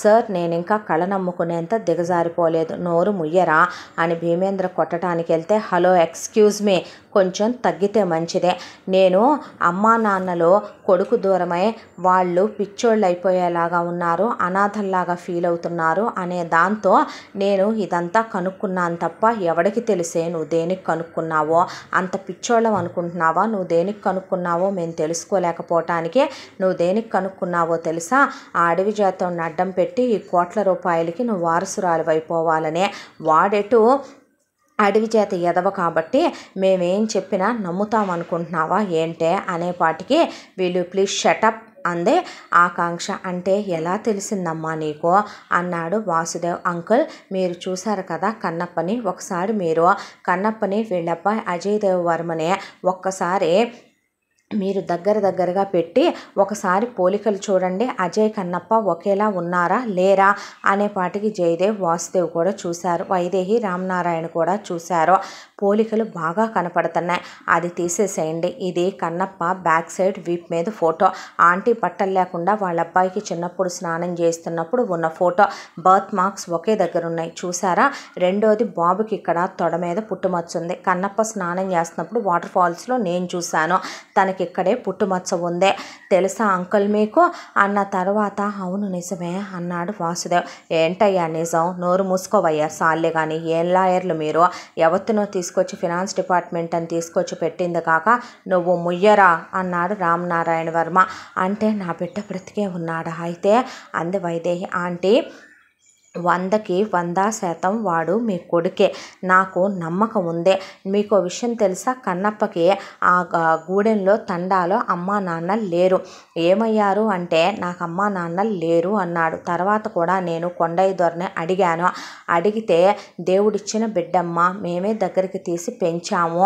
అనుకోకుండా మాకొకసారి నువ్వెలా దొరికావో అలాగే లోయలో పడి పిల్లోడు చెట్టుకి ఇరుక్కొని ఏడుస్తుంటే తీసుకొచ్చి పెంచాము తల్లి. పెంచి మాలో ఒకడిగా పెద్ద చేశాం అన్నాడే తప్ప ఆ అబ్బాయి వాళ్ళ అమ్మా నాన్నలు ఎవరో వాళ్ళకి తెలియలేదు అని చెప్పాడు ఆయన. అంటే నిజమా తల్లి అంద ఆవిడ. వాడెప్పుడు దొరికాడు ఏంటి అనేది నాకు తెలియదు, కానీ 26 ఇయర్సే ఉంటాయి కన్నప్పకు కూడా. కావాలంటే నాతో రండి మీరు అని వీళ్ళందరిని వేసుకొని అడవికి వెళ్ళిందే. వెళ్తే కన్నప్ప ఆకాంక్ష వచ్చేసరికి 1000 కళ్ళతో ఎదురు చూస్తున్నట్టుగా ముందే వచ్చేసావా అని పరిగెత్తుకుంటూ ఆకాంక్ష దగ్గరికి వెళ్ళాడు. వెళ్ళేసరికి ఆ తండాలో ఉన్న జనాలందరూ పోగై వచ్చేసావా దొరసాని అనేపాటికే వచ్చాను అనేసరికి వీళ్ళంతా ఎవరు అన్నాడు ఆకాంక్ష చేయి పట్టుకొని. వీళ్ళంతా ఎవరు అంటే దగ్గరికి వెళ్ళి కన్నప్ప మొహాన్ని చేతిలోకి తీసుకొని వైదేహి రామనారాయణ వర్మ అలా చూసి వెనక్కి తిప్పి వీపు వైపు పుట్టుమచ్చ చూసి ఆయన తొడ మీద పుట్టుమచ్చ చూసి లాయర్ గారు వాళ్ళ పోలికలు అవి చూసిన తర్వాత నీ అమ్మ నాన్న నేను అని పిల్లాడిని కౌగిలించుకొని ఏడ్చేస్తే మీ నాన్నయ్య అనేసరికి వీళ్ళని వెనక్కి తోసేశాడు. ఏంటిదంతా అన్నాడు ఆకాంక్షతో. అవును, ఆవిడ మీ అమ్మ వైదేహి దేవి గారు, ఆయన మీ నాన్న రామనారాయణ వర్మ, నీ పేరు అజయ్ దేవ్ వర్మ అని చెప్పిందే. ఏంటి అన్నాడు. అవును, నువ్వు నాకన్నా తక్కువని ఎప్పుడూ అనుకుంటావుగా, కాదు నువ్వు నాకన్నా ఎంతో ఎక్కువ.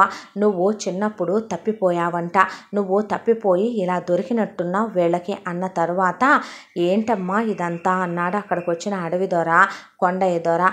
అయితే తాత నీకు విషయం తెలుసా, వీళ్ళ అబ్బాయి ఇలా తప్పిపోయాడంటే చెప్పండి అంటే మేము ఒక మొక్కుబడికని వెళ్ళి ఇటు నుంచి ఫలానా సంవత్సరం ఫలానా నెల మేము ఫలానా పక్షంలో ఫలానా డేట్లో వస్తూ ఉండగా మాకు యాక్సిడెంట్ అయింది. మేము అపస్మారక స్థితిలో ఉండగా మా పిల్లాడు ఏమైపోయాడో మాకు తెలియదు. మా పిల్లాడిని పెంచినందుకు అని కాళ్ళు పట్టుకోబోతే అమ్మ పిల్లాడు మాకు ఏ స్థితిలో దొరికాడో తెలుసా మీకు అని అడిగాడు ఆయన. అసలు అంత చిన్నపిల్లాడు పైన నుంచి కొండ లోతులోకి ఎలా పడిపోయాడంటారు, లోయల్లోకే. పిల్లాడు చెట్టు కొమ్మకి ఇరుక్కొని ఉన్నాడమ్మా. మేము తీసుకొచ్చి పెంచాము. ఇవాళొచ్చి మీరు మీ బిడ్డ అంటున్నారు. నిజమండి, ప్రమాణం చేసి చెప్తున్నాను. 9 నెలల పాటు వాడిని మూసి పెంచానండి. 2 నెలలు కన్న తల్లినండి నేను, ఆయన కన్న తండ్రి అండి అంటే కన్నప్పనే మీ మమ్మీ డాడీ రారా అంది ఆకాంక్ష. అనేపాటికి ఆకాంక్ష చేయి పట్టుకొని ఇటు రమ్మనమని కౌగిలించుకున్నాడు కన్నప్ప. మనం పెళ్లి చేసుకుందాం అనేపాటికి పగలు రాత్రిలా రాత్రి పగల్లా భూమంతా గుండ్రంగా తిరిగిపోయి సంతోషంతో ఇక ఆకాంక్షకి ఒకసారిగా నోట్లో నుంచి మాట రాలా. గట్టిగా బుగ్గ మీద ముద్దు పెట్టాడు. నువ్వు లేనిది నేను ఉండలేను దొరసాని, నువ్వు ఆ రోజు అన్నావుగా నన్ను ఇష్టపడుతున్నాను ప్రేమిస్తున్నాను అనే. నేను నిన్ను ఇష్టపడుతున్నానని ప్రేమిస్తున్నానని ఇన్నాళ్ళకి తెలుసుకున్నాను. పెళ్లి చేసుకుందాం, 6 నెలలు ఇక్కడ 6 నెలలు అక్కడ ఉందామన్నావుగా, అలాగే ఉందాం అన్న తర్వాత నీకేం కర్మ నాన్న, మన ప్యాలెస్ ఉంది, మన వ్యాపారాలు ఉన్నాయి, ఆగుతారా మీరు కొంచెం అన్న తరువాత ఏరా భయం వేస్తుందా పోలీసులకు అప్పచెప్తామని అన్నాడు సురేంద్ర. నువ్వెవడివి మధ్యలో అన్నాడు కన్నప్ప. అంటే నువ్వు మా అన్న కొడుకు వంట, మా అన్నకే పుట్టావంట, మా వదినే నిన్ను మూసి కందంట, నీ ఒంటి మీద ఉంది పుట్టుమచ్చలో పెట్టుమచ్చలో, అడవుల్లో అడ్డమైన చోట్ల తిరిగి అడ్డమైన పసర్లు పూసుకొని అడ్డమైన మచ్చలు పెట్టుకొని అడ్డమైన గీతలు పెట్టుకున్న కూలి వెదవ్వి, అడుక్కు తినే వెదవ్వి, అడవి జాతి వెదవ్వి, నువ్వు మా అన్నయ్య రక్తం పంచుకొని మా వదిన గర్భావాసాన్ని పంచుకొని పుట్టావని ఆస్తి కోసం ఇది నాటకాలేసి మా అందరినీ ఇక్కడికి తీసుకొచ్చిందే. కొడుకు తప్పిపోయాడన్న దిగుల్లో ఏ అడుక్కు తినే ఎదవ కనపడ్డా కూడా వాళ్ళ కొడుకే అనుకుంటున్నారు వీళ్ళు అనేపాటికి ఇంకొక మాట మాట్లాడితే నేను జంతువుల్ని వేటాడే గొడ్డళ్ళు కత్తులు పెట్టి ముక్కలు ముక్కలుగా నరికి ఇక్కడే ఉన్న జంతువులకి వేసేస్తాం మిమ్మల్ని, నా సంగతి బాగా తెలియదు అనేపాటి కన్నప్ప అందే ఆకాంక్ష. నువ్వు ఆగు దొరసానే, నాకే అమ్మ లేదు, నాకే నాన్న లేడు, నేనెవరికి ఏమీ కాను, నాకెవరో అక్కర్లేదు, నాతో నువ్వు ఉంటున్నావంతే, మనం మనువాడదాం, నేను నువ్వు నేను, తర్వాత మన పిల్లలు అంతే, నాకే అమ్మ వద్దు ఏ నాన్న వద్దు.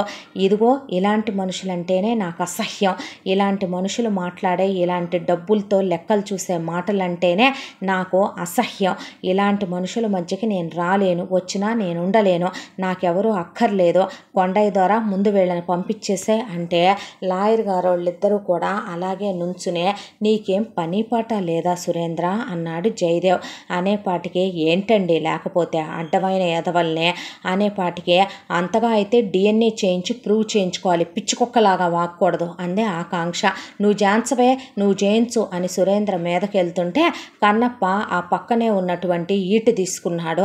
భయపడిపోయి వెళ్ళి లాయర్ గారు వెనకమాల దాక్కుంటే బాబు ఆగయ్యా అంటే ముందు మర్యాదగా వీళ్ళని తీసుకునే మీరిక్కడి నుంచి వెళ్ళిపోవాలి అనేసరికి కొండజాతి వాళ్ళంతా వెళ్ళమని తరివేశారు వీళ్ళనే. దుఃఖంతో వైదేహి రామనారాయణ వర్మ వచ్చి కూర్చుండిపోయి సురేంద్రని లాగి చెంప మీద కొట్టాడు ఆయన. అసలు ప్రతి విషయంలో నువ్వు వెళ్ళిపోతావేంట్రా ముందుకే, వాడు నా కొడుకో కాదో మీకెందుకు, మా బిడ్డకి దూరమైన బాధ మాది, మీకేం తెలుసు మీ ఇద్దరు బిడ్డలు మీ పక్కనే ఉన్నప్పుడు అంది వైదేహి. ఇంత దాంట్లో వాళ్ళకి ఆకాంక్ష అన్నమాట గుర్తొచ్చింది డిఎన్ఏ అనే. పోనీ డిఎన్ఏ చేయించితే అన్నాడు జయదేవ్. సాల్లే ఊరుకోవయ్యా, అడవి జాతి యాదవలతో కలిపి డిఎన్ఏలు చేయించుతాడంట అని సురేంద్ర అంటే ఇలా కాదనే డిఎన్ఏ చేయించుదాం సార్, పర్మిషన్ తీసుకుందాం అన్నాడు వాసుదేవ్. అన్న తర్వాత ఆయన వెళ్ళి పర్మిషన్ తీసుకుని వచ్చిన తర్వాత ఇప్పుడు వాళ్ళకి కన్నప్ప శాంపిల్స్ కావాలి, బ్లడ్ శాంపిల్స్. ఆకాంక్షకి ఫోన్ చేశాడు ఆయన. అమ్మ నిన్ను కలవాలంటే రెండు అంకుల్ అందే. వచ్చిన తర్వాత ఇదిగో అమ్మ దీంట్లోకి నువ్వు ఎలా తీస్తావో ఏమో, కన్నప్ప బ్లడ్ శాంపిల్స్ తీయాలమ్మా, డిఎన్ఏ టెస్ట్ చేయాలి అంటే అవునా అని సరే ఇవ్వండి అని కన్నప్ప వెనకాలే తిరగటం మొదలుపెట్టి వారం రోజులు గడిచిపోయింది. బ్లడ్ తీయటం అవ్వట్లేదు, సూత్తో గుచ్చితే కనుక్కుంటాడేమోనని భయం వేస్తుంది, తన్నెక్కడ వదిలేస్తాడోనని బాధ టెన్షన్ కూడా వస్తున్నాయి. దాంతో ఒకరోజు కన్నప్ప వెనకాలే వెళ్తూ అలా చెట్టు కింద పడుకున్న కన్నప్పకి బ్లడ్ తీయబోతే ఉలిక్కిపడే నిద్రలోంచి లేచి ఏం కావాలి దొరసాని, ఎందుకు పిచ్చిదానిలాగా అలా నా వెనకాలే అదేదో పట్టుకొని తిరుగుతున్నావు, ఏమీ లేదు కొంచెం నీ బ్లడ్ కావాలి, నేను అడిగింది ఇస్తావు కదా కొంచెం ఇవ్వవా, దానికి ఎందుకు ఇంత ఇదవటం అని ఆ పక్కనే కత్తుంటే చెయ్యలా అన్నాడు. ఒడే మూర్ఖుడా, ఒడే అడవి జాతి పశువా, ఒడే మృగమా, నేను అడిగింది లీటర్ బ్లడ్ కాదురా 10 ml బ్లడ్ రా నాయన దున్నపోతా, ఎందుకు చేసావురా నువ్వు ఇలాగా, నువ్వు అడిగితే నా ప్రాణమే ఇస్తా, రక్తం ఎంత అనేపాటికి బ్లీడింగ్ ఆగట్లేదు దేవుడా అనుకొని ముందు గబగబా శాంపిల్ తీసుకొని జేబులో పడేసుకొని గబా ఆ కొండ దూర దగ్గరికి పరిగెత్తి పసరేసి కట్టించి మూర్ఖుడా నొప్పి పుట్టట్లేదా, నీ ముందు నాకు ఆ నొప్పి కూడా చిన్నదే అనిపిస్తుందిలే అనేపాటికి హక్ చేసుకొని ముద్దు పెట్టుకుంది. ఈలోపు దొంగతనంగా లాయర్ గారు వస్తే ఆయనకు ఆ శాంపిల్ ఇచ్చింది. ఆయన అది కాస్త తీసుకెళ్ళి వీళ్ళిద్దరు దంపతులతో కలిపి మ్యాచ్ చేయించి డిఎన్ఏ చేయించి చూస్తే పాజిటివ్ వచ్చింది టెస్ట్. అంతే, వాళ్ళ ఆనందానికి అవధుల్లేవు. సురేంద్ర నాగవల్లి కూర్చుండిపోయారు. పదండి ఇంకా చూస్తారేంటి రామనారాయణ వర్మ గారు అంటే ఆగమేఘాల మీద కార్లు వేసుకొని వాసుదేవ్ జయదేవుని తీసుకుని వెనకాల సురేంద్ర నాగవల్లి వాళ్ళు కొడుకుని కూతుర్ని అల్లుడిని కోడల్ని పిల్లల్ని వేసుకొని బయలుదేరారు కారుల్లో. ఆ తర్వాత అందరూ నానా ప్రయాసలు కోర్చి ఆ అడవికి చేరుకున్న తర్వాత ఆకాంక్ష వీళ్ళందరినీ చూసి అక్కడికి వచ్చింది. ఏంటి అంకుల్ అంటే టెస్ట్ పాజిటివ్ వచ్చిందమ్మా అనేసరికి నిజమా అంది. అవునమ్మా అంటే మేము నీ అమ్మా నాన్నలవేనయ్యా, నీకు పరీక్ష చేయించిన తర్వాత కూడా నువ్వు మా పిల్లాడివేనని తెలిసిందయ్యా, ప్రమాణం చేసి చెప్తున్నా బాబు దేవుడి మీద నువ్వు మా బిడ్డవేనయ్యా, రాయ్యా మాతో వెళదామంటే బాబు అక్కడ కోట్ల రూపాయల ఆస్తులు నీ కోసం ఎదురు చూస్తున్నాయ్యా అన్న తర్వాత నేను నీ బాబాయి నాన్న దగ్గరకు వచ్చావంటే నరికేస్తా, నువ్వంటేనే అసహ్యంగా ఉంది నాకు, నిన్ను చూస్తే ఒక్కసారి విషజాతి జంతువులన్నీ నీ ముఖంలో, నీ పెళ్ళాం ముఖంలో, నీ కొడుకు కూతురు ముఖంలో, నీ అల్లుడు కోడలు ముఖంలో కనపడుతున్నాయి నాకు, నా దరిదాపుల్లో కూడా మీరు రావద్దు. ఎందుకండి డబ్బులు, ఎందుకు ఆస్తి, ఇంతకాలం అవి లేకుండా నేను సంతోషంగా లేనా, ఇక్కడ నాకు ప్రశాంతత ఉంది, మనశ్శాంతి ఉంది, అన్నిటికన్నా ఎక్కువగా నాతో దొరసానుంది, నాకు అది చాలు, నాకు ఇవేమీ వద్దు, నేను ఈ ప్రపంచంలోనే పెద్ద అనాథనే, నాకు ఏ అమ్మ కావాలి ఏ నాన్న కావాలని నేను అనుకోవటం లేదు, నేను ఇప్పుడు ప్రశాంతంగా మనశ్శాంతిగా ఉన్నాను, దయచేసి వెళ్ళి వెళ్ళిపోండి అంటే, అమ్మా నీ కాళ్ళు పట్టుకుంటాం, ఎలాగైనా సరే వాడిని తీసుకురా అమ్మా, నువ్వు నీకు దండం పెడతామంటే ఆకాంక్షకి ఏం మాట్లాడాలో అర్థం కాల. ఇక అడవి దొర దగ్గరికి వెళ్ళి ఆయనకి దండాలే పెట్టారా, కాళ్ళే పట్టుకున్నారా, జరిగిందంతా చెప్పారా. ఆ అడవి జాతి వాళ్ళు కూడా ఆవిడ ఏడుపు ఆయన ఏడుపు చూసి పేగులు తెగిపోయినాయి. చిన్నప్పుడు ఫోటోలన్నీ తీసుకెళ్తే ఇలాగే కదూ దొరికాడనే అప్పుడున్న పెద్దోళ్ళందరూ కూడా గుర్తుపట్టి, నువ్వు ఇలాగేనయ్యా అప్పుడున్నావో, ఇది నువ్వేనయ్యా అని చెప్పారు కన్నప్పకే.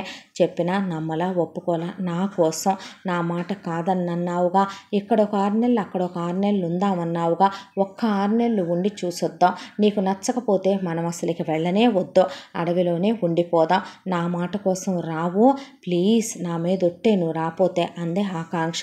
అనేసరికి ఇష్టం లేకపోయినా వస్తానని ఒప్పుకున్నాడు. అదే 10,000 అనుకొని వాళ్ళు బయలుదేరిపోయాక కొడుకు వస్తున్నాడనేసరికి ధూమ్ధామ్గా సంబరాలు. కొడుక్కి హారతిచ్చుకున్నారు.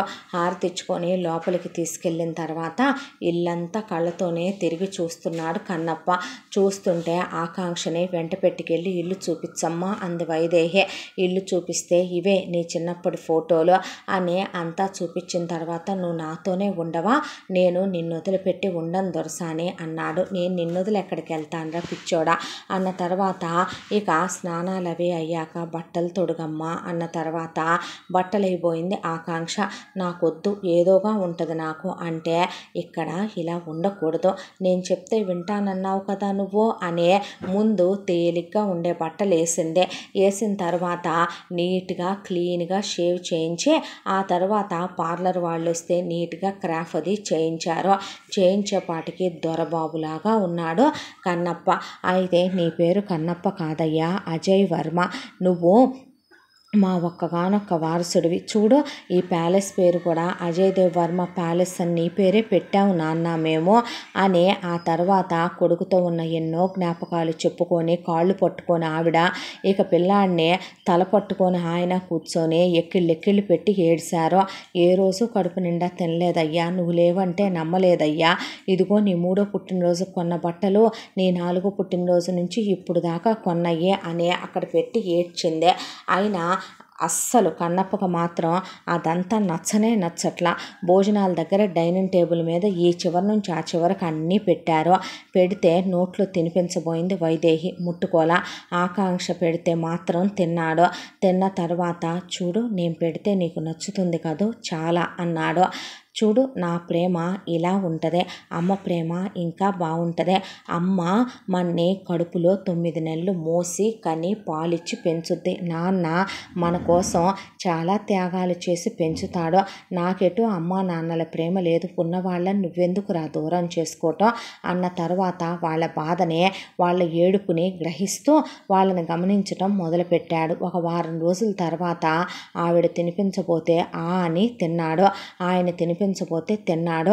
ఆవిడ ఒళ్ళో పడుకోబెట్టుకుంటే పడుకున్నాడు, ఆయన గుండెల మీద పడుకోబెట్టుకుంటే పడుకున్నాడు, ఆయన కౌగిలించుకుంటే దగ్గరికి వెళ్ళాడు. ఆ తర్వాత ఒక రోజున, అమ్మా ఈ సూటు వాడికేసి తీసుకురావు, చూడాలనుంది అన్నాడు ఆయన. అయితే నానా తిప్పలు పడి మొత్తానికి ఆకాంక్ష ఇక నీట్గా టీషర్ట్ వేసి, బ్లేజర్ వేసి, జీన్స్ ప్యాంట్ వేసి, షూస్ వేసి, ఆ తర్వాత గ్లాసెస్ పెట్టి కిందకి తీసుకొస్తే ఎప్పటి నుంచో తరతరాలుగా ఉన్న తాత ముత్తాతల కాలం నాటి మెళ్ళో వేసేది కాస్ట్లీ స్టోన్ వేసున్న చైను, అలాగే చేతికి డైమండ్ బ్రేస్లెట్, రింగులు, అలాగే రోలెక్స్ వాచ్ అవన్నీ పెట్టారు. అవన్నీ ఇబ్బందిగా ఫీల్ అయ్యాడు. అలవాటైపోతే బాగుంటా ఇవన్నీ కూడా, చూడు ఎలా ఉన్నావో అని అద్దం ముందు చూపిస్తే, నేను ఇలా నచ్చానా నీకు అన్నాడు. మరి నచ్చవా, నా బంగారానివైతే ఎలా ఉన్నావో తెలుసా నువ్వు అని ముద్దు పెట్టుకుంది ఆకాంక్ష. ఆ తర్వాత కొడుకుని చూసుకుని మురిసిపోయే, ఆ వృద్ధ ప్రాణాలకి ఆ ముసలి ప్రాణాలకి ఇంకేం కావాలి లాయర్ గారు అని కళ్ళల్లో నుంచి ఆపకుండా నీళ్ళు వచ్చేసినాయి వాళ్ళకే. ఆ తర్వాత ఎన్నోసార్లు నటించాలని సురేంద్ర వాళ్ళ దగ్గరికి రాబోయినా అసహించుకున్నాడు కన్నప్ప. మీరు పిల్లాడికి దూరంగా ఉండండి, వాడికి నచ్చట్లేదు కదా, తెలిసినప్పుడు ఎందుకు మీరు వాడి మీద పడిపోవటం అన్నారు వీళ్ళు కూడా. నువ్వు నా దగ్గరికి వస్తే కొడతా నిన్ను, నీ మాటలే నచ్చట్లేదు నాకు అనేసి అక్కడి నుంచి వెళ్ళిపోయాడు. ఆ తర్వాత అమ్మా అని పిలవచ్చుగా ఆంటీనే అని ఆకాంక్ష నేర్పించింది. ఆ తర్వాత నాన్న అనొచ్చుగా ఆయన్నే అంటే ఒక రోజున ఆవిడ దేవుడికి పూజ చేసి బొట్టు పెట్టడానికి దగ్గరికి వస్తే అమ్మా అన్నాడు. అంతే, ఆవిడ ప్రాణం లేసొచ్చే అలాగే కాళ్ళ మీద పడి కూర్చుండిపోయింది కొడుకు కాళ్ళ మీద. ఏమైంది వైదేహి అంటే ఏమీ లేదు నాన్న, నాన్న అని మిమ్మల్ని పిలిచినట్టే అమ్మా అని పిలిచాను అనేపాటికి ఏమని నాన్న అనేపాటికి ఆయన కౌగిలించేసుకున్నాడు. దాంతో అమ్మా నాన్నల ప్రేమంటే ఏంటో ఆకాంక్ష కన్నప్పకి తెలిసేలా చేయటం మొదలుపెట్టింది. ఆ తర్వాత జయదేవి గారు పెద్ద లాయరని ఆయన తాత అనాలని, వాసుదేవ్ గారు చిన్న లాయరని ఆయన అంకుల్ అనాలని తమ ఇంటికి తీసుకెళ్ళింది. ఇది తన ఇల్లని, వాళ్ళ అమ్మ ఫోటో అని అమ్మమ్మ తాతయ్య నానమ్మ తాతయ్య, ఆ పంకజవల్లి కళాధర్ గారు సుదర్శన్ గారు నీకు తెలుసుగా వాళ్ళెటు పోయారులే అని చెప్పి తన రూమ్ నిండా పెట్టించిన కన్నప్ప ఫోటోలు అవన్నీ చూపించింది.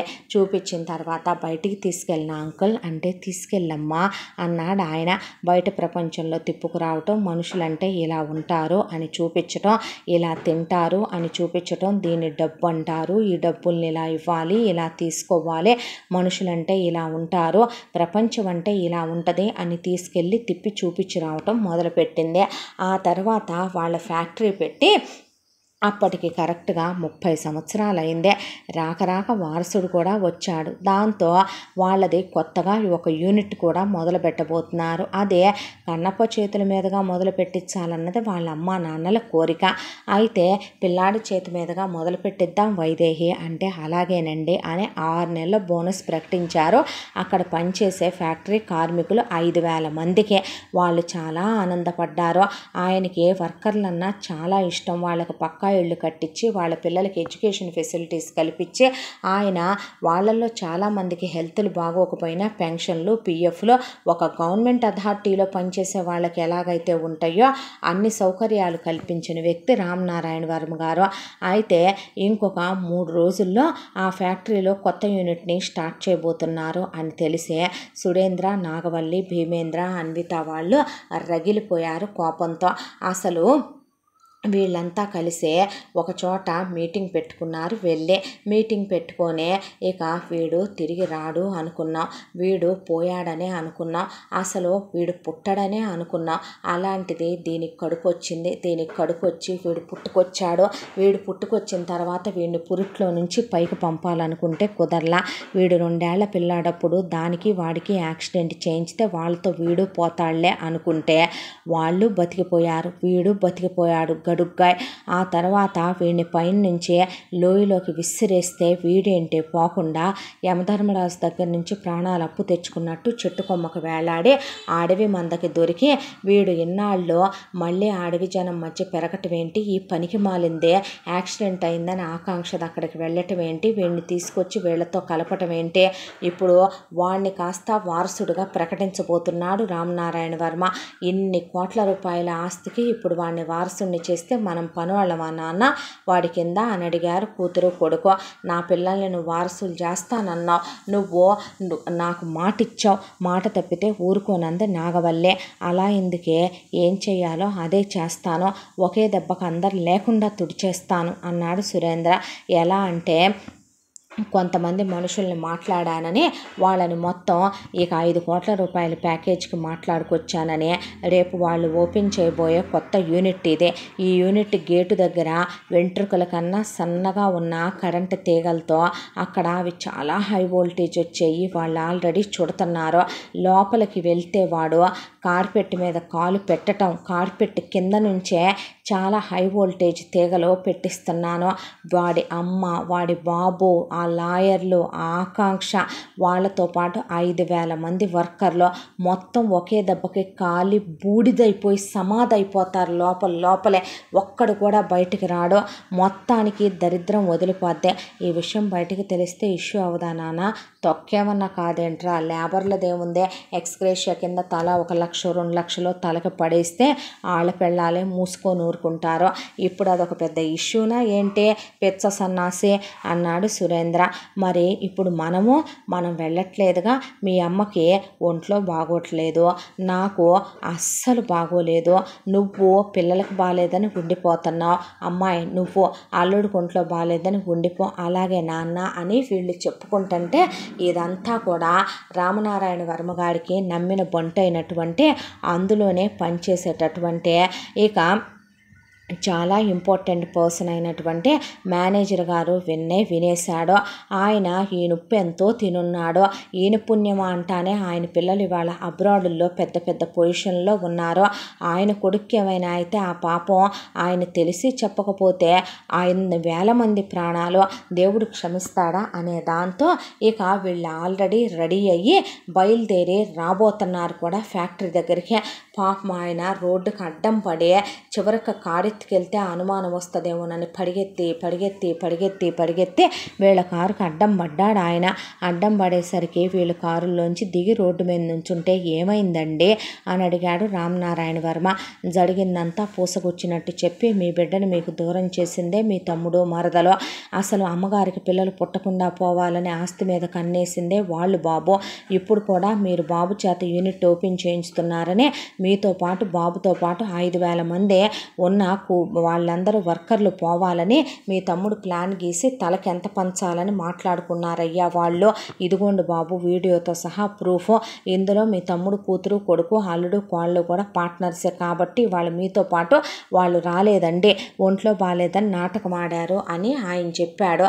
చెప్పేసరికి ఇక ముందు గట్టిగా ఆకాంక్ష కన్నప్పను పట్టుకొని అమ్మో అని వెనక్కి లాగేసిన తర్వాత వెంటనే రామనారాయణ వర్మ ఆయనకున్న పలుకుబడితో మినిస్టర్లని అక్కడికే ఆ ఎలక్ట్రిక్ అన్నీ తీసేసే వాళ్ళని పిలిపించి ముందు ఒక 3 నెలల పాటు ఫ్యాక్టరీ మొత్తం మూసేస్తున్నానని, రెనోవేట్ చేస్తున్నాం ఫ్యాక్టరీ అని, మీ జీతాలు మీ ఇళ్ళకే వస్తాయని, వర్కర్లని టెన్షన్ పడొద్దని, మీ ఉద్యోగాలు మీకే ఉంటాయని హామీ ఇచ్చి పంపించి ఆ తర్వాత ఆ వచ్చిన వాళ్ళ చేత క్లీన్ చేయమనమని మొత్తం స్టార్ట్ చేయించితే అసలు కంటికి కూడా కనిపించనంత సన్నటివి అక్కడ ఉన్న మెయిన్ గేట్ల దగ్గర నుంచి పెట్టుకుంటూ వెళ్తే చాలా హై రిస్క్ ఫేస్ చేసినా సార్ మొత్తం మనం వెతికే అంతా ఇది చేయాలంటే 15 to 20 days పట్టుద్దన్నారు వాళ్ళని మీరు ఆ పని చూసుకోండి అని ఆయన భార్యని ఆకాంక్షని కన్నప్పని తీసుకుని ఆ తర్వాత లాయర్లు ఇద్దరిని తీసుకుని పోలీసుల్ని ఒక పెద్ద బెటాలియన్ని వెంట తీసుకొని ఇంటికి వెళ్ళాడు. పోలీసుల్ని బయటే ఉండమని ఆయన కొడుకు ఆకాంక్ష లాయర్లు ఇద్దరు లోపలికి వెళ్తే టెన్షన్తో అటు ఇటు తిరుగుతున్నారు సురేంద్ర ఫ్యామిలీ. బాలేదన్నావు గారా అంటే బతికొచ్చిన వీళ్ళని చూసి చెమట్లు పోసుకొచ్చేసినాయి వాళ్ళకే.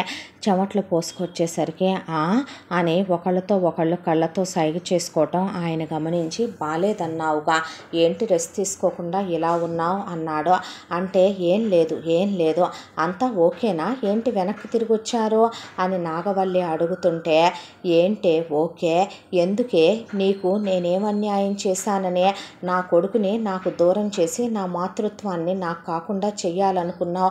ఏ రోజైనా నాకన్నా ముందు నీకు పిల్లలు పుట్టారని నేను అసూయగా ఫీల్ అయ్యానా? ఏ రోజైనా మిమ్మల్ని ఇంట్లో నుంచి బయటికి వెళ్ళిపోమన్నానా? మీ పిల్లల్ని కొట్టడం తిట్టడం చేశానా? నా బిడ్డ కనపడకుండా పోయినప్పుడు కూడా నీ పిల్లల్ని ఫారెన్లో చదివించుకొని అన్ని కోట్ల రూపాయలు కట్నం ఇచ్చి నీ కూతురికి పెళ్లి చేసేటప్పుడు కూడా నేను ఒక్క మాట అనలేదు కదా? ఎందుకు నాకంత కడుపు కోత పెట్టాలనుకున్నారు? నా బిడ్డను నాకు దూరం చేసే వాడు నువ్వు అమ్మవు కాదు, ఆయన్ని నాన్న కాదు అంటున్న క్షణం మేము అనుభవించిన నరకం ఎంతో తెలుసా? ఎంత అన్నాడు సురేంద్ర. ఎంత అంటే ఒరే పాపిష్టి వెధవా, నువ్వు మా నాన్నకు పుడితేనే కదరా మా నాన్నకు పుట్టిన లక్షణాలు రావటానికి నీకు నీతిమాలిన వెధవా అనేపాటికి అక్కడ వాళ్ళందరూ అలాగే చూశారు. చూసేసరికి మా అమ్మ మహానుభావురాలు, ఆవిడ మా నాన్నకి నన్ను కని పుడిట్లోనే పోయింది. ఆవిడ పోయాక బలవంతంగా మీ అమ్మనిచ్చి పెళ్లి చేశారు నానమ్మ తాతయ్య. మీ అమ్మ పెళ్లికి ముందే ఎవరితోనో కాలు జారి కడుపు తెచ్చుకుందని మా నాన్నగారు తాకను కూడా తాకలేదు మీ అమ్మనే. ఎవడికో పుట్టిన వెధవ్వైనా ఆ తర్వాత నిన్ను కొడుగ్గా చేరతీసి ఆయన పెంచి మహానుభావుడు ఆస్తిలో సగం నీకు కూడా ఇమ్మనమని చెప్పిపోయాడు. నీ సగం వాడు వాటా నీకు ఉందనగా ఎవడికి ఏ సగం వాటాలు పెడతారా, మొత్తం నాకే కావాలి, అవునులేరా, ఎవడికో పుట్టిన వెధవ్వి కదా, ఎక్కడికి పోతా ఈ బుద్ధులు, నీతి జాతి గల అమ్మా బాబుకు పుడితేనేగా నీకు ఆ లక్షణాలు రావటానికి అన్నాడు రామనారాయణ వర్మ. అవునరా, నేను ఒక అబ్బకు పుట్ల, ఒక అమ్మకు పుట్ల, నీ అబ్బకు పుట్ల, అలాంటప్పుడు నీకు నాకు మధ్య రక్త సంబంధాలేంటి, నీకు నాకు మధ్య సెంటిమెంట్లేంటి, నాకు డబ్బే కావాలి, అందుకే నీ పెళ్ళానికి పిల్లలు పుట్టకూడదు అనుకున్నాం, ఇంట్లోకి వచ్చిన దగ్గర నుంచి పుట్టకుండా మందులు వాడాం, ఎలాగో నువ్వు ఇది ట్రిప్కి వెళ్ళినప్పుడు ఇక మేము మందులు వాడటం కుదరలా, ఇది తల్లై తిరిగి వచ్చిందే, దీని కడుపు పోగొట్టాలని చూసాం, కుదరలా, ఆ తర్వాత ఇది కనేసిందే, పుడుట్లో నుంచి నీ కొడుకుని చంపాలనుకున్నాం, కుదరలా, ఆ తర్వాత ప్లాన్ ప్రకారం యాక్సిడెంట్ చేయించాం, నువ్వు ఇది బతికిపోయారా, ఆ తర్వాత వీడు బతికి మాకు ఎదురొచ్చాడు, లోయలో నుంచి విసిరేశాను కానీ వీడు బతికేశాడు, ఇదిగో దీనివల్లే, ఇదే వెళ్ళి వీడిని తీసుకొని వచ్చింది అని ఆకాంక్ష గొంతు గట్టిగా పట్టుకొని గోడకేసి కొట్టాడు సురేంద్ర. అంతే, కన్నప్పలో కోపం కట్టలు తెంచుకుంది. ఈలోపు నాగవల్లి ఫ్లవర్ వాస్ తీసుకొని వైదేహి తల మీద వేస్తే ఇక సురేంద్ర కొడుకు భీమేంద్ర రామనారాయణ వర్మ తల మీద లాక్ కొట్టాడు ఐరన్ రాడ్తో. లాయర్లిద్దరినీ గట్టిగా ఇక ఒకవైపున సురేంద్ర అల్లుడు, కూతురు, అలాగే కోడలు కలిసి గట్టిగా పట్టుకునేపాటికే మీరొక్క నిమిషం లెగమనమనే కన్నప్ప ఒక్కసారిగా ఇక లేచి తన మీదకి కత్తి తీసుకొని పొడవటానికి రాబోతున్న సురేంద్రని చెయ్యి వెనక్కి విరిచి పట్టుకుంటే ఆడ మగ తేడా లేకుండా అసలే అడవిలో పుట్టి పెరిగి అడవిలో మూలికలు, అడవిలో దొరికే ఆహారాలు తిని ఉన్న శరీరమాయ, దానికి బాధ, నొప్పి, సెంటిమెంటు, ఫీలింగ్స్ అనేవి ఇప్పుడు వీళ్ళు కల్పిస్తున్నారు తప్ప అవి కలిగిన వ్యక్తి కూడా కాదు అతను. దాంతో ఒక్కొక్కళ్ళని విరిచేయటం మొదలు పెడితే పెళమని చెట్టు కొమ్మలు విరిగిపోయినట్టు విరిగిపోయినాయి బాడీలో ఉన్న బోన్స్. ఇవి నా తల్లికి నన్ను దూరం చేసినందుకు, ఇది మీరు నా తల్లిని ఫ్లవర్ వాస్తో కొట్టినందుకు, ఇది నా తండ్రిని మీరు నాకు దూరం చేసినందుకు, ఇది మీరు నా తండ్రిని ఇప్పుడు కొట్టినందుకు, నా ఆకాంక్ష మీద మీ చెయ్యి లేసినందుకు, లాయర్ గారు వాళ్ళనే మీరు పట్టుకున్నందుకు, ఆస్తి మీద మీరు ఆశపడినందుకు, అడుక్కుంటే మొత్తం ఇచ్చి వాళ్ళని తీసుకొని అడవికి వెళ్ళి బ్రతికేవాడిని నేను, కానీ ఇలాంటి వెన్నుపోట్లు పొడిస్తే నేను సహించను, నిన్ను చూసిన రోజే అన్నాన్రా, ఒకళ్ళు తేళ్ళ ఒకళ్ళు త్రాచుపాములా కనపడుతున్నారు అనే మీ బుద్ధులు మీరే బయట పెట్టుకున్నారు అనే చావ చితకబాతే చూడలేకపోయారు వీళ్ళే, అంత దారుణంగా కొట్టాడు కన్నప్ప. ఈలోపు వాసుదేవ్ జయదేవ్ గారు బయట ఉన్న పోలీసుల్ని పెద్దగా కేకలేసి లోపలికి రమ్మంటే వాళ్ళు మొత్తం లోపలికి వచ్చి వీళ్ళని తీసుకెళ్ళి ముందు హాస్పిటల్లో పడేస్తే 2 ఏళ్ళకి కానీ వీళ్ళ బోన్స్ సెట్ అవ్వని డాక్టర్లు చెప్పి ఆ తర్వాత కూడా లైఫ్ లాంగ్ ప్లేట్లు డిస్కులు వేసుకుని తిరగాల్సిందేనని ఆ తర్వాత వీళ్ళని కోర్టులో ప్రొడ్యూస్ చేసే లైఫ్లు శిక్షలు పడిపోయినాయి. ఇక ఎవరైతే సురేంద్ర కొడుకు భీమేంద్రకి 2 పిల్లలు, సురేంద్ర కూతురు అన్వితకి 2 పిల్లలు ఉన్నారో, అన్విత అత్తారింటి వాళ్ళు వచ్చి వాళ్ళ పిల్లల్ని, భీమేంద్ర అత్తారింటి వాళ్ళు వచ్చి వాళ్ళ పిల్లల్ని తీసుకెళ్తుంటే రామనారాయణ వర్మ చెక్కులు రాసి పిల్లల ఫ్యూచర్ల కోసం ఇచ్చేసి మళ్ళీ లైఫ్లో ఈ ఊళ్ళోనే కాదు నాకు ఈ దేశంలోనే మీరు కనపడకూడదు ఈ పిల్లలతో అంటే అలాగే బాబుగారు అని వాళ్ళు దూరంగా వెళ్ళిపోయారు. ఆ తర్వాత ఇక కొడుకుని కాదు కోడల్ని మేనేజింగ్ డైరెక్టర్ని చేశాడు రామనారాయణ వర్మ. అబ్బాయికి ఇంకా చదువుకోవటం, లోక జ్ఞానం పూర్తిగా తెలియలేదు కదా తల్లి, కొంచెం టైం పట్టుద్దు కదా, ఈలోపు నువ్వు MBA చేసావు కాబట్టి నువ్వు టేక్ ఓవర్ చేయి, ఈలోపు అబ్బాయికి పెద్ద వాళ్ళని పిలిపించి మనం చదువు చెప్పిద్దాం, దాంతోపాటు జ్ఞానం తెలివితేటలు నేర్పిద్దాం, ఈలోపు మనకు టైం తీసుకుంటుంది కదమ్మా అన్న తర్వాత పెళ్లి చేసుకోరా మరి అని అడిగింది వైదేహి. త్వరగా చేసుకోండి అమ్మా అన్న తర్వాత బాబు పెళ్లి చేసుకుంటావుగా అన్న తర్వాత చేసుకుంటానన్నాడు. అన్న తర్వాత ఇక అడవి జాతి వాళ్ళందరినీ ఇక్కడికి పిలిపించింది ఆవిడ. పిలిపించి నెల రోజుల ముందే హడావిడి వాళ్ళ సాంప్రదాయంలోనూ చేసుకున్నాడు, ఇక్కడ వీళ్ళ సాంప్రదాయంలోనూ చేసుకున్నాడు. అయిపోయిన తర్వాత వాళ్ళకన్నీ భారీగా కానుకలిచ్చి అడవికి పంపించింది వైదేహి. ఆ తరువాత అజయ్ ఆకాంక్ష కలిసి హనీమూన్కి వెళ్ళారు. హనీమూన్కి వెళ్ళే హ్యాపీగా రొమాంటిక్గా లైఫ్ని ఓ రేంజ్లో ఎలా అనుభవించాలో అలా అనుభవించి తిరిగి వచ్చారు. తిరిగి వచ్చాక ఆకాంక్ష మేనేజింగ్ డైరెక్టర్గా ఉంటూ బిజినెస్ అంతా టేక్ ఓవర్ చేసుకొని చూసుకుంటుంది. అజయ్కి ఒకవైపు నుంచే ఎక్కడెక్కడ ఉన్న టీచర్లు, మాస్టర్లు అందరినీ పిలిపించి అన్నీ నేర్పించడం మొదలు పెడితే ఇక్కడి నుంచి 5 సంవత్సరాలు పట్టింది. కంప్లీట్గా ఒక MBA గ్రాడ్యుయేట్కి ఉండే అన్ని తెలివితేటలు భాషలు మొత్తం నేర్పించుకొచ్చారు. అంతా అయిపోయిన తర్వాత ఇప్పుడు బిజినెస్ చూసుకోవటం, ల్యాప్టాప్ ఆపరేట్ చేయటం అన్నీ మొత్తం సమస్తం వచ్చేసినాయి. దేశ విదేశాలు తిప్పుకొచ్చేసింది ఆకాంక్ష. ఇంత దాంట్లో నిన్ను ఒకటి అడగాలి ఆకాంక్ష అన్నాడు. ఏంటి అజయ్ అని అడిగితే, నన్ను పెంచిన వాళ్ళకి అడవికి నేనేదో ఒకటి చెయ్యాలి, చేద్దాం. ఎందుకు వదిలేస్తాం? అలాగే వదిలేస్తే మహాపాపం చుట్టుకోదా మనకే. అక్కడ ఆల్రెడీ వాళ్ళందరికీ పాపం గాలి వానికి ఇల్లు పడిపోతాయి. నాకు తెలుసు, పక్కా ఇల్లు కట్టిద్దాం. దాంతోపాటు వాళ్ళకి జ్ఞానం నేర్పిద్దాం, తెలివితేటలు నేర్పిద్దాం, బట్టలు కట్టుకోవటం నేర్పిద్దాం. వాళ్ళ పిల్లలకి స్కూల్ కట్టించి మనమే పంతుళ్ళని పంతులమ్మల్ని పంపి అక్కడ వాళ్ళకి జీతాలు ఇచ్చి చదువులు చెప్పిద్దాం. వాళ్ళని నాగరిక ప్రపంచంలోకి తీసుకొద్దాం. వాళ్ళకి టెక్నాలజీని ఎలా వాడాలో కూడా నేర్పిద్దాం. చెడుకు కాదులే, మంచికేలే అంది ఆకాంక్ష. ఆ తర్వాత మనం అక్కడికి వెళ్ళి మన కోసం కూడా ఒక ఇల్లు కట్టుకొని, నాకు అక్కడ నీతో చాలా డ్రీమ్స్ ఉన్నాయిరా, అక్కడ కూడా నీతో పౌర్ణమి రాత్రుళ్ళు మంచి మీద గడపాలని ఉంది, వెళదామా అని అడిగితే, చెప్పానుగా ఎప్పుడు నాకన్నా నువ్వే స్పీడ్ అని నవ్వేశాడు. నవ్విన తర్వాత వెళ్ళి వాళ్ళకి కావలసిన ఫెసిలిటీస్ అన్నీ 1 ఇయర్లో కంప్లీట్ చేయించిన తర్వాత వాళ్ళని మార్చటం మొదలుపెట్టారు వెళ్ళిన వాళ్ళు. మధ్యలో అన్నమాట ప్రకారమే నెలకోసారి వెళ్ళి చూసొచ్చేవాడు అడవిని, అడవిలో ఉన్న మనుషుల్ని, వాళ్ళల్లో ఉన్న కల్లా కపటం లేని ఆ ప్రేమల్ని, మనస్తత్వాల్ని, అక్కడ ఉన్న ఆ వనదేవతనే, ఆవిడికి మొక్కుకున్న ఆ మొక్కేనేమో వీళ్ళిద్దరినీ కలిపిందని ఆవిడికి గుడి కట్టిస్తానన్నమాట చెల్లిచ్చి గుడి కట్టించింది ఆకాంక్ష. ఇక కొడుకు కోడలకు బాధ్యతలు అప్పచెప్పి కంప్లీట్ రిటైర్మెంట్ తీసుకొని వైదేహి రామనారాయణ వర్మ ఇన్నాళ్ళకి వాళ్ళ కొడుకుని వాళ్ళకి ఇచ్చినందుకు ఇక కంప్లీట్గా ఆస్తి అంతా కొడుకు కోడలి పేరు మీద పెట్టే వాళ్ళు శుభ్రంగా దైవనామస్మరణ చేసుకుంటూ కూర్చొని, లాయర్ జయదేవ్ గారు కూడా రిటైర్మెంట్ తీసుకొని ఆయన కొడుకు వాసుదేవ్కు బాధ్యతలు అప్పచెప్పేశాడు.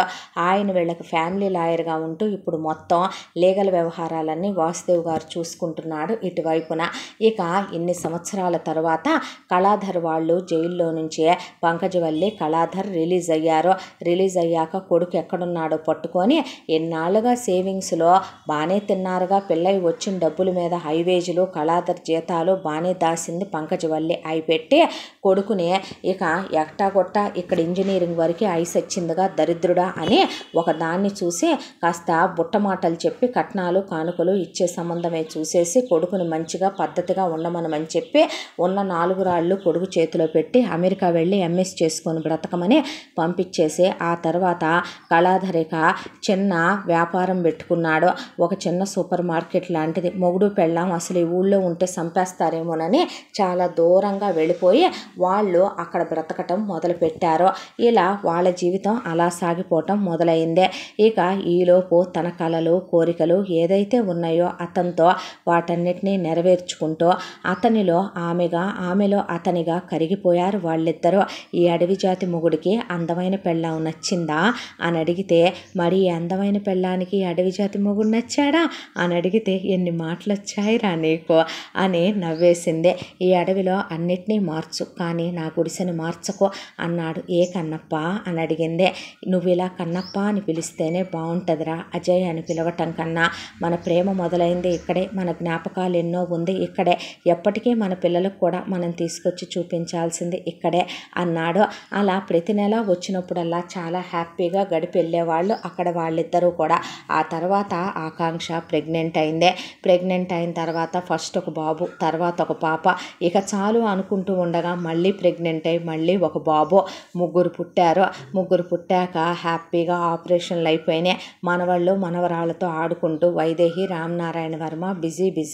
ఇక భార్యాభర్తలు బిజినెస్ చూసుకుంటూ వాళ్ళని నమ్ముకున్న వాళ్ళని ఏ రోజు కూడా మర్చిపోకూడదు. న్యాయానికి న్యాయమే ఉండాలి, ధర్మానికి ధర్మమే ఉండాలి.